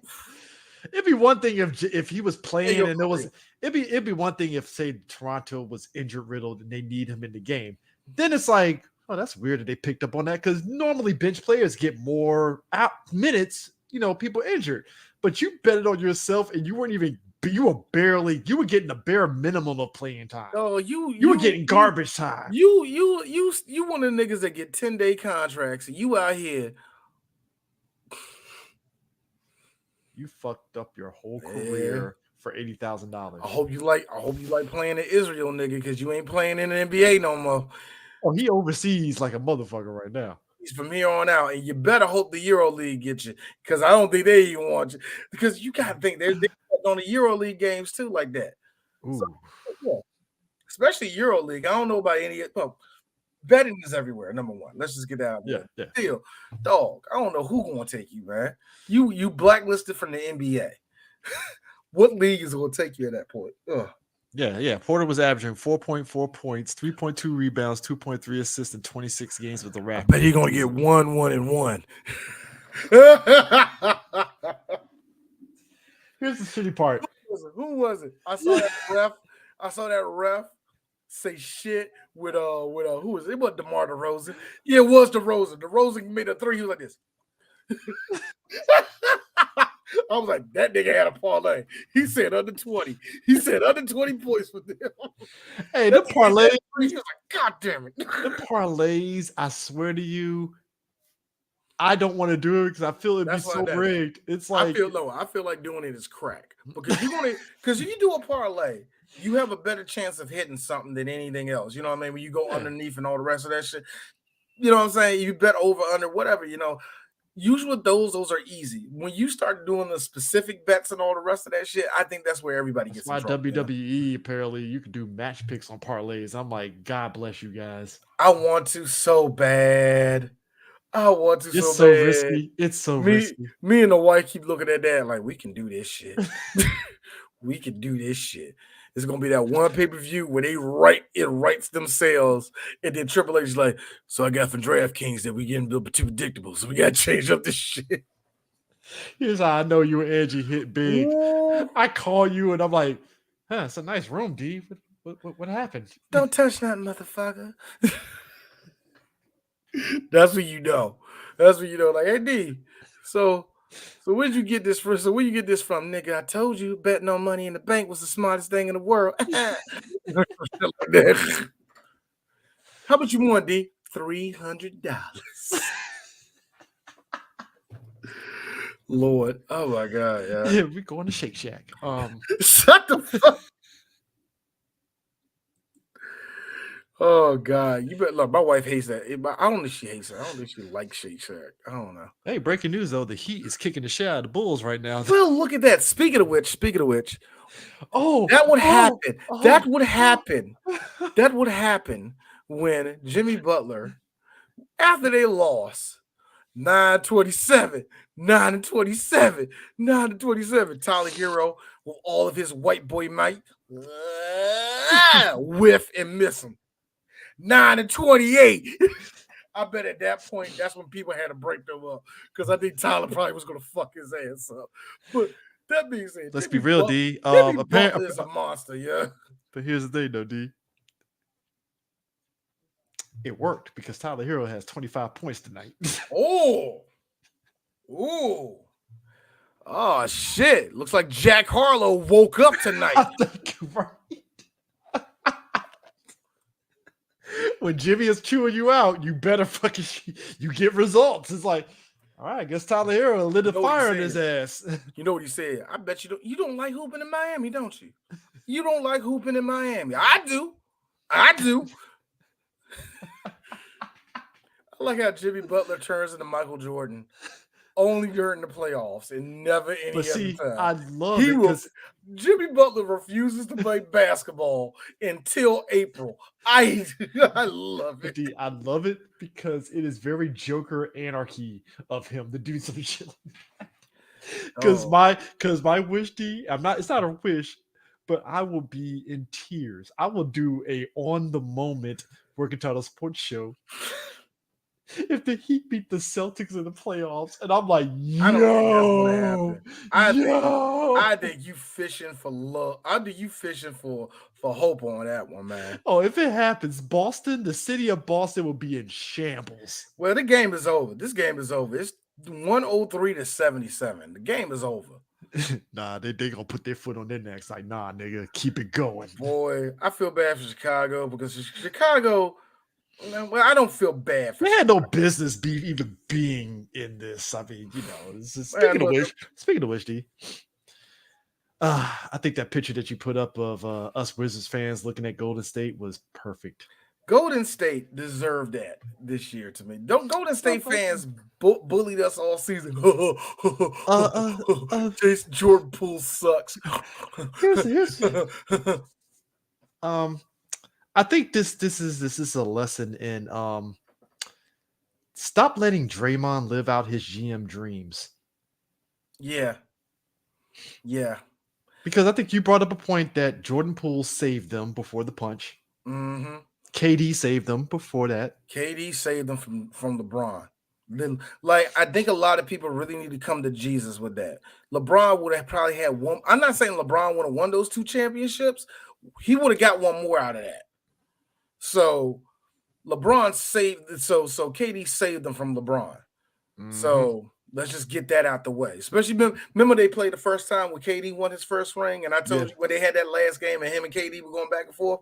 Yeah, that proved to me that KD was like, no, I'm winning this one. I deserve this one. Like, nah, that was coming for. So yeah, he did get saved from that.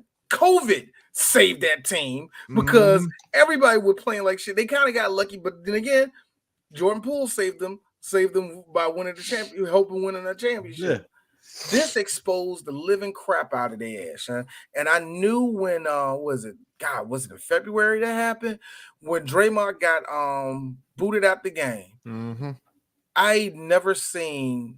Well, I seen players look dejected before in the NBA, and when they call manly crying. Mm-hmm. Oh man, Curry walked 2 steps, crouched down, got up, and put his jersey over his head. I'm like, I'm sorry, bro. Yeah, like he was fucking done. And you brought his head down. He wasn't beat red or nothing, but you clearly saw like it was kind of red around his eyes. Like, I'm sorry, Steph.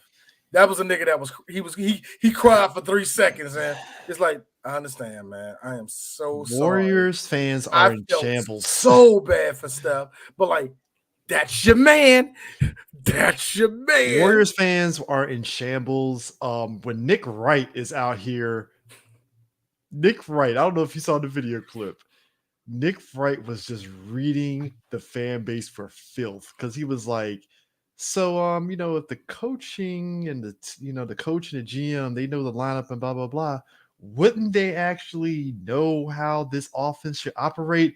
Here's all this Golden State fans. No, they wouldn't. And I'm like, you delusional fucks. They're delusional. They still think they're the same team they was in 2015. No, it's not. They still think they're that same squad. They're It's not. so ridiculous. And like the Lakers beating them. Now here's the thing. It's the funny thing about the Lakers. The funny thing about the Lakers was that they was cruising in the bottom for a minute, but they did it despite themselves because AD was actually healthy most of the season. Mm-hmm. D'Lo found his own ground, and LeBron finally got to breathe. Not a lot, but he got to breathe a little bit. Just enough, man. Come on, man. But at the same time, LeBron did a lot of scary ass shit this year where it's like, oh, I don't want to see that team in the playoffs. You don't want to see LeBron right now. They got Denver in the first round. They got Denver, so I'm like, shout out to Tim Legner and Mike and Stephen A. Smith for making me want to carve my fucking eyes out of my head. These dudes said if the Lakers beat the Nuggets, they do have a good shot of doing this, and making it to the finals. And that will be the only way that LeBron will surpass Michael Jordan. Cool. I gotta be honest with you. I would say talk about something else. I am so tired of y'all bringing up the same doggone argument. Is he good enough to Michael Jordan? Oh, they're the 8th seed, nigga. Shut up. Can I be real? LeBron being able to play at the age that he is, to me, already puts him in that. It's that Tom Brady, like, you're still playing and you're still like that's at the point that he's playing, at the skill level he's playing and all the rest of that. This man got to see 3 different generations of ballers. Yeah, he saw the end of Jordan's era. He saw all of his era. He's seen the new era that's coming in here. He has a chance to play with his son. Beat the points on record. Shit, I don't think he will beat the assist record, but he's going to be up there. He's right up there with John Stockton. What the hell else does he need to do for you to at least unwrap a pinky off of Michael's dick, man? That's all I'm saying. That's all I'm saying. And I'm not saying that we got to sit there, oh, man, Michael Jordan sucks. No, this is more of when are you going to let go? Michael ain't played ball in 20-something years. I will say this, though. If it does happen, jokes aside, though, if we end up getting a Boston-Denver matchup, that's going to be interesting. I'm really hoping that Boston could do something this year because they are They my got the favorite team of the team, East. the team makeup and everything. Like again, when Porzingis got there, that team shot to the fucking moon. So right now it's going to be it's going to be Magic Cleveland, Magic and Cleveland. I think Cleveland going to beat the Magic. Suns and Timberwolves. That's going to be a good ass series. I don't know. Timberwolves, I got the Timberwolves getting it, but at the same time, they're young. Not they're young. Not that they're young. This is not on Ant. This is going to be Rudy Gobert's time. Are you finally going to be that Can you defender? step it up? Can you step it up in the playoffs? Because the Suns got enough firepower to choke y'all niggas out. So please, is this going to be your time? The 76ers versus the Knicks. I hope the Knicks fail in spectacular fashion, but they should win this. And let me say it. Let me say it. Jalen Brunson is an all-star. Oh, he is. But hold on. That hurt me so much. But you also got to face off against a healthy Embiid. That's the other problem. See, it ain't going to be. Embiid is healthy, and he's been slowly acclimating himself. I'm like, oh shit, Embiid got. I don't think. Here's the thing. Like, all right, I don't think that the Knicks are as good as everybody thinks they are. But I always think that about Knicks because I hate the Knicks. So I'm trying my best to take my fandom out of it, but at the same time, I'm like, I don't think they're that team. You know what I mean? I don't know. We'll see about that. Lakers and the Nuggets. Got the Nuggets winning it, but I hope the Lakers can get at least 2 games out of them. Yeah. I don't know if they can. I really don't know if they can. I just want to see another Joker reign of him just saying that was good. Oh, that was good. Go back home to horses. Not like fuck out of here, nigga. I don't want to see that shit. It's gonna be Celtics versus the Heat, and I will say interesting, but I think the Celtics should beat them. I think it's going to be interesting, but the Celtics should definitely beat them. Bucks Pacers. Let me tell you something. The Doc Rivers coaching thing, disaster.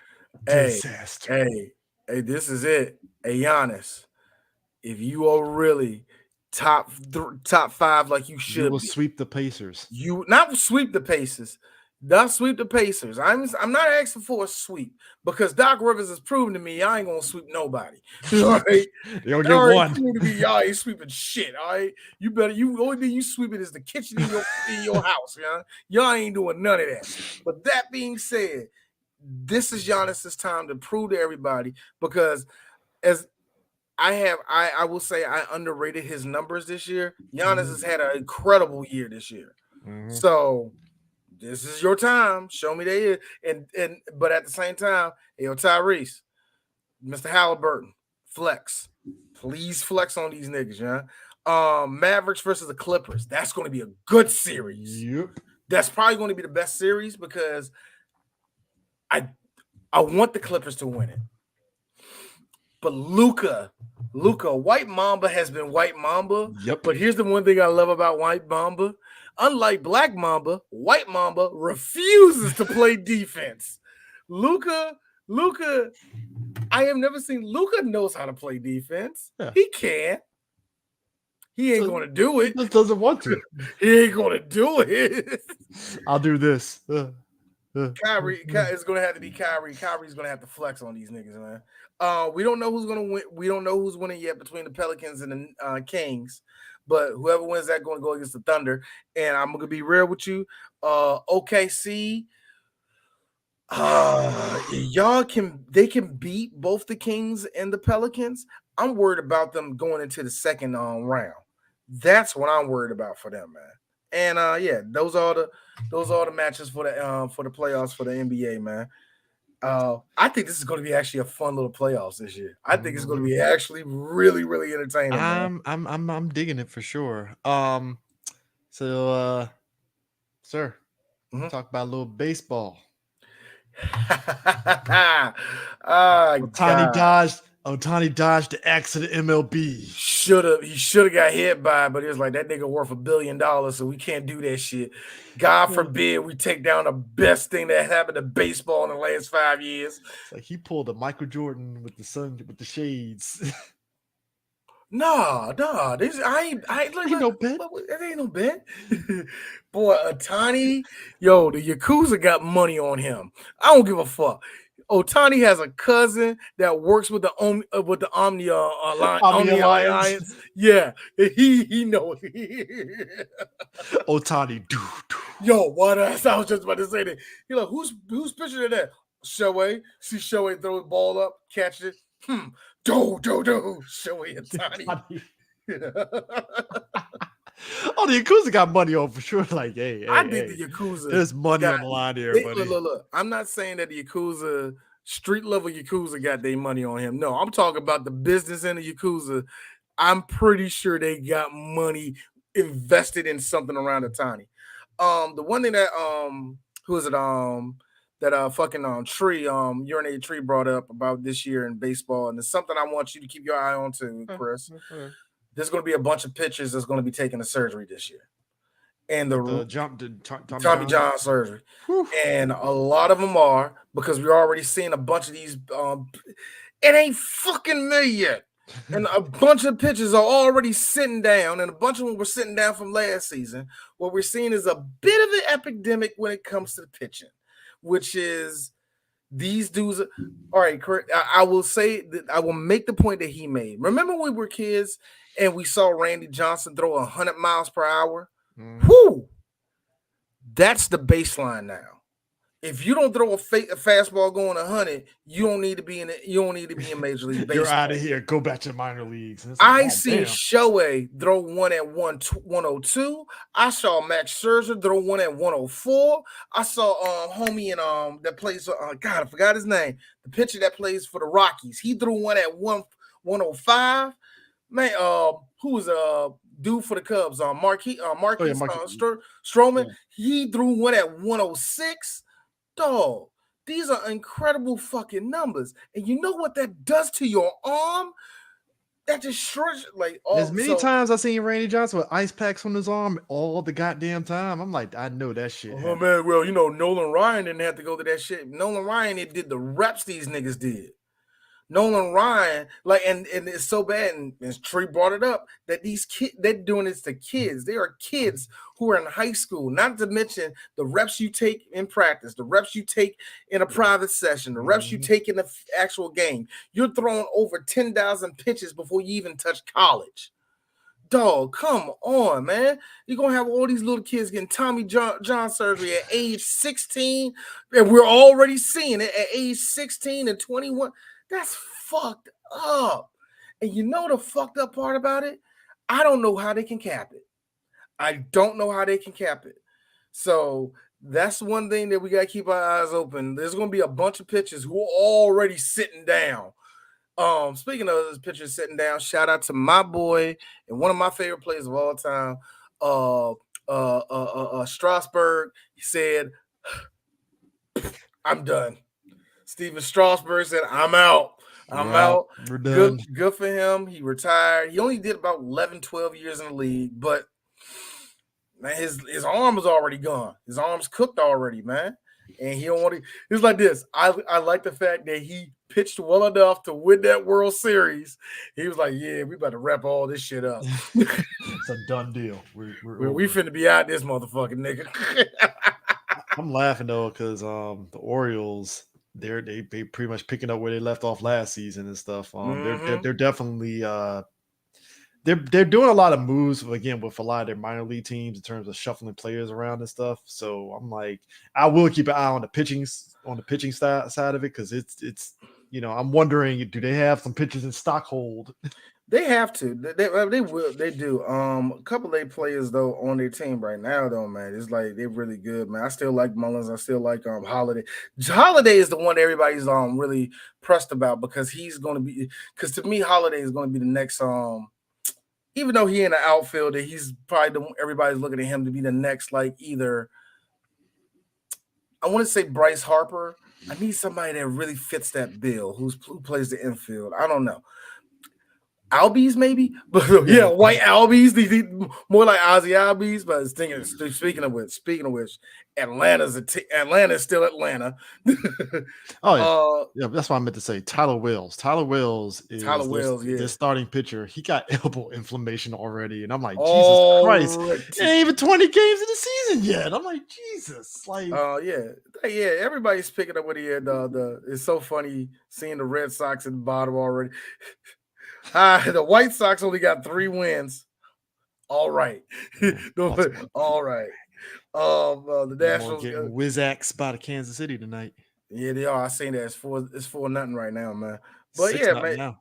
But it's why 6-0, nigga. Terrible. Oh man. Speaking of y'all ended against Houston though.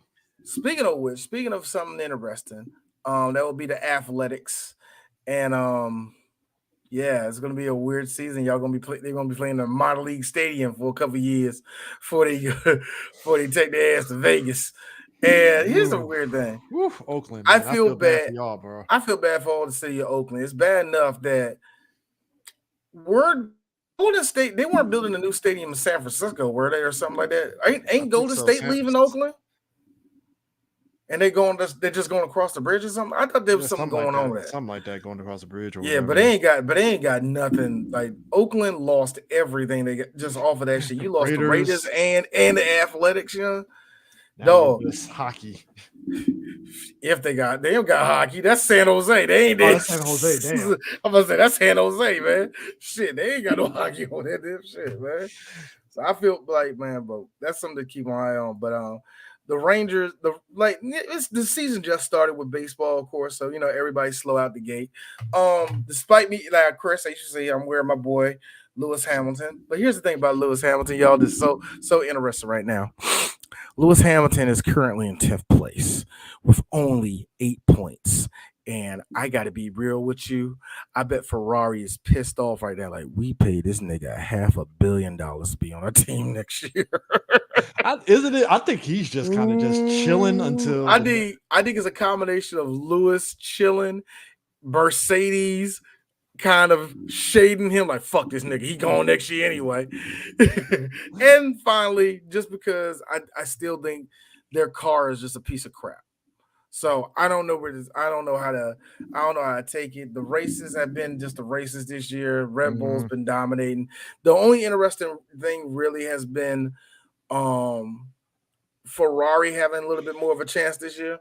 Yeah, excuse me. Ferrari and McLaren are having better chances this year. But other than that, man, it is what we thought it was going to be. But anyway, finally will be hockey, and that's the hockey playoffs are going to start not tomorrow. I don't think they're starting tomorrow. I think they're starting God, when are they going to start the playoffs?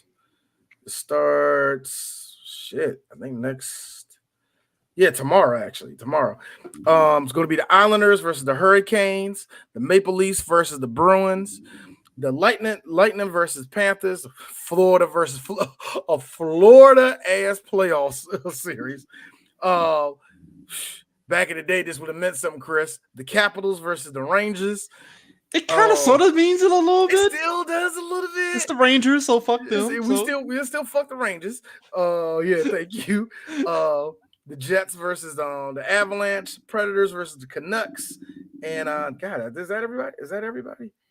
Oh my God, is that everybody? I don't think it is. Yeah, it is everybody. Yeah. God, that can't be right. Shit, it can't be right. Was it? I think it was. Hold on, let me see.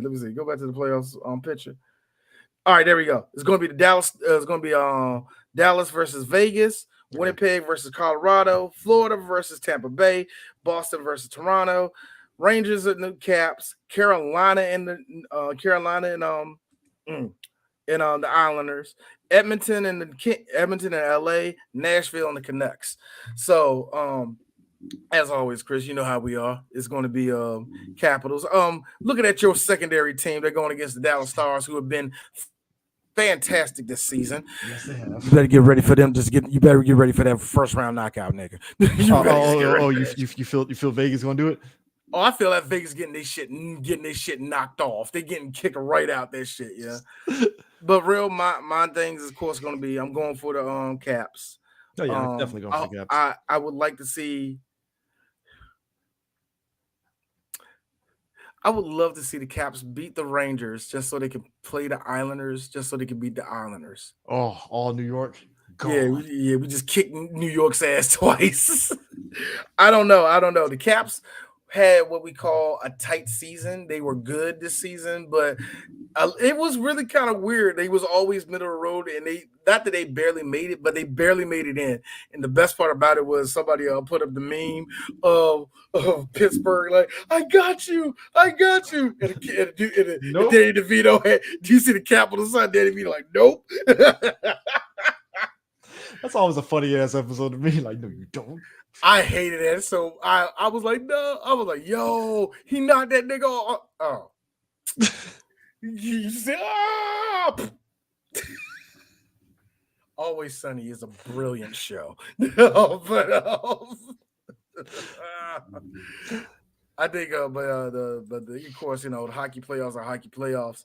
The last year's one entertaining to me. The year before was. Oh yeah. Year before, like that's the one thing I always like about hockey playoffs. If you catch it, it matters what series you're looking at. Yeah, pretty much. If it's just some random, like I don't give a shit about this goddamn team. I think I wonder what the Lightning and the Panthers are going to look like. That's the one series I would like to know. Like I gotta look at how they were. How is a Southern hockey game.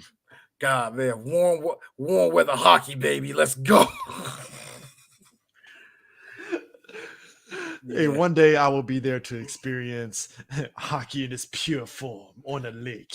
On a lake, I would love to see. Like, yo, man, I'm still mad that I didn't get to see that famous the one they had up at FedEx when who was that? I think it was the Capitals and the Penguins. I think the Penguins actually beat us. I think the Penguins actually beat us. It was dope to actually see some outdoor hockey. It's like, oh shit, outdoor hockey is so fun, man. When they I will give the NHL that, especially when they did the outdoor hockey when they was all the way like in the Yukon somewhere in the middle of nowhere, and you just see snow everywhere and just the lights pouring down on the ice. I thought that was cool as fuck. That was cool as fuck, but that was peak white people shit. Peak white people shit. They're like, can you imagine the NBA? Like, yeah, we doing this in the middle of Rucker Park. They ain't never you do this shit in the middle of Rucker. They ain't never fucking happening. That section of New York will be just concentrated. Hey yo, what ESPN doing over here? Hey yo, word, nigga, you don't need that motherfucking camera, my nigga. Dead ass, nigga, you don't even need that camera. That would have been great. Yeah. I'm laughing because we were on the same page. As soon as you said Rucker Park, I was like, "Yep, at the Ruckers." Losing goddamn mind. Oh man. Yeah, so yeah, I think that will wrap up sports for us. That will wrap up the world. I think it was right on time. It was actually perfect, you know, because like I said, playoffs are heating up right now in multiple sports. So you know, it's actually. Yeah, I think. Have you been? Oh, you went to a DC Defenders game. How'd you love it? How'd you like it? Oh man, I forgot about that. The DC. I would say this: the XF, the USF, UFL. Yeah. It was my first time in that stadium. Number one. That stadium is a soccer stadium. Let me make that very clear. It's not a football stadium. but that being said, it was actually nice going there, man. The Defenders actually won. I left at the fourth quarter. I had my youngest son there. He was ready to run around. I had play and all that. It's like, all right, it's time to go. Let's beat the traffic type shit. You know what I mean? But very nice, man. Good price if you can go to one of those games. Mm-hmm. The talent is what you think it is, G League. So, oh man, the best thing. Oh shit. So Defenders get a block. The Rough Riders. It was the Rough Riders versus the Defenders. Mm-hmm. Rough Riders go for the punt. Defenders block the punt. They take that joke all the way down to I think like the 20 or something like that. 2 pass plays. Bet they on the 3-yard line. Oh, down set. Dude, step back. I swear to God, there was no red jerseys over there. He threw it directly at one of the niggas on the Rough Riders. This dude went from the end zone to the other end zone. I was thinking to myself, I don't know the records in this league, but I hope that wasn't a record. Oh, shit, you broke a record. But crazy. There was hype. There was hype amongst the crowd and all the rest of that shit. I think I can really imagine if you're in a smaller city, or if you're one of the smaller cities like Birmingham or something like that, you know, like yeah, I can understand why they got Houston, DC to be in the league because you want a bigger city. But all the smaller cities, I bet they love it. I mean, there's a reason why they don't have a New York one because there's just too many. Not right now, yeah, it's a little bit too much up there, yeah. But like San Antonio, I bet if you went to San Antonio to see them, oh man, I bet it's crazy. fun. Like Memphis, like the Memphis showboats, like the people come out to see Memphis. Memphis always wanted a fucking football team in the first place. So, like, you can see, like, I can tell, like, the smaller cities eat up off this shit, man. But yeah, it was very cool to go there, man. Like I said, I'd never been to that state. I'd never been inside Audi Stadium. Also, I didn't know that everything in that stadium requires a fucking card. Yes. Everything. They don't take cash. You mean to tell me in every other stadium in Washington, D.C., they'll take cash, but Audi Stadium's like, we're bougie. Well, let's be real. You see that side of DC over there. Nigga, that's still the hood. Kind of. For now. If you step out of National Stadium, you see all like where the white people is, right where those nice buildings are. You take another block, like, the Negro folk. It's just crazy. I've been to that restaurant. Was it the Point over there? Yeah. I've been to oh man, you been there before? Yeah. Oh man, me and Angie love that place, man. Oh yeah, that's a great place. We've been there twice, man. I love that junk over there. That whole, but it's so funny because it's like when you go straight down here toward the waterfront, it's like white, black, white again. Right before you get to the waterfront, it turns white again. Oh my! It's not even like normal white. It's like, I have a job in Washington, D.C. I'm originally from Arkansas, and I lived. Like, you can tell those are people that don't live in D.C. that were born around here, live on that side.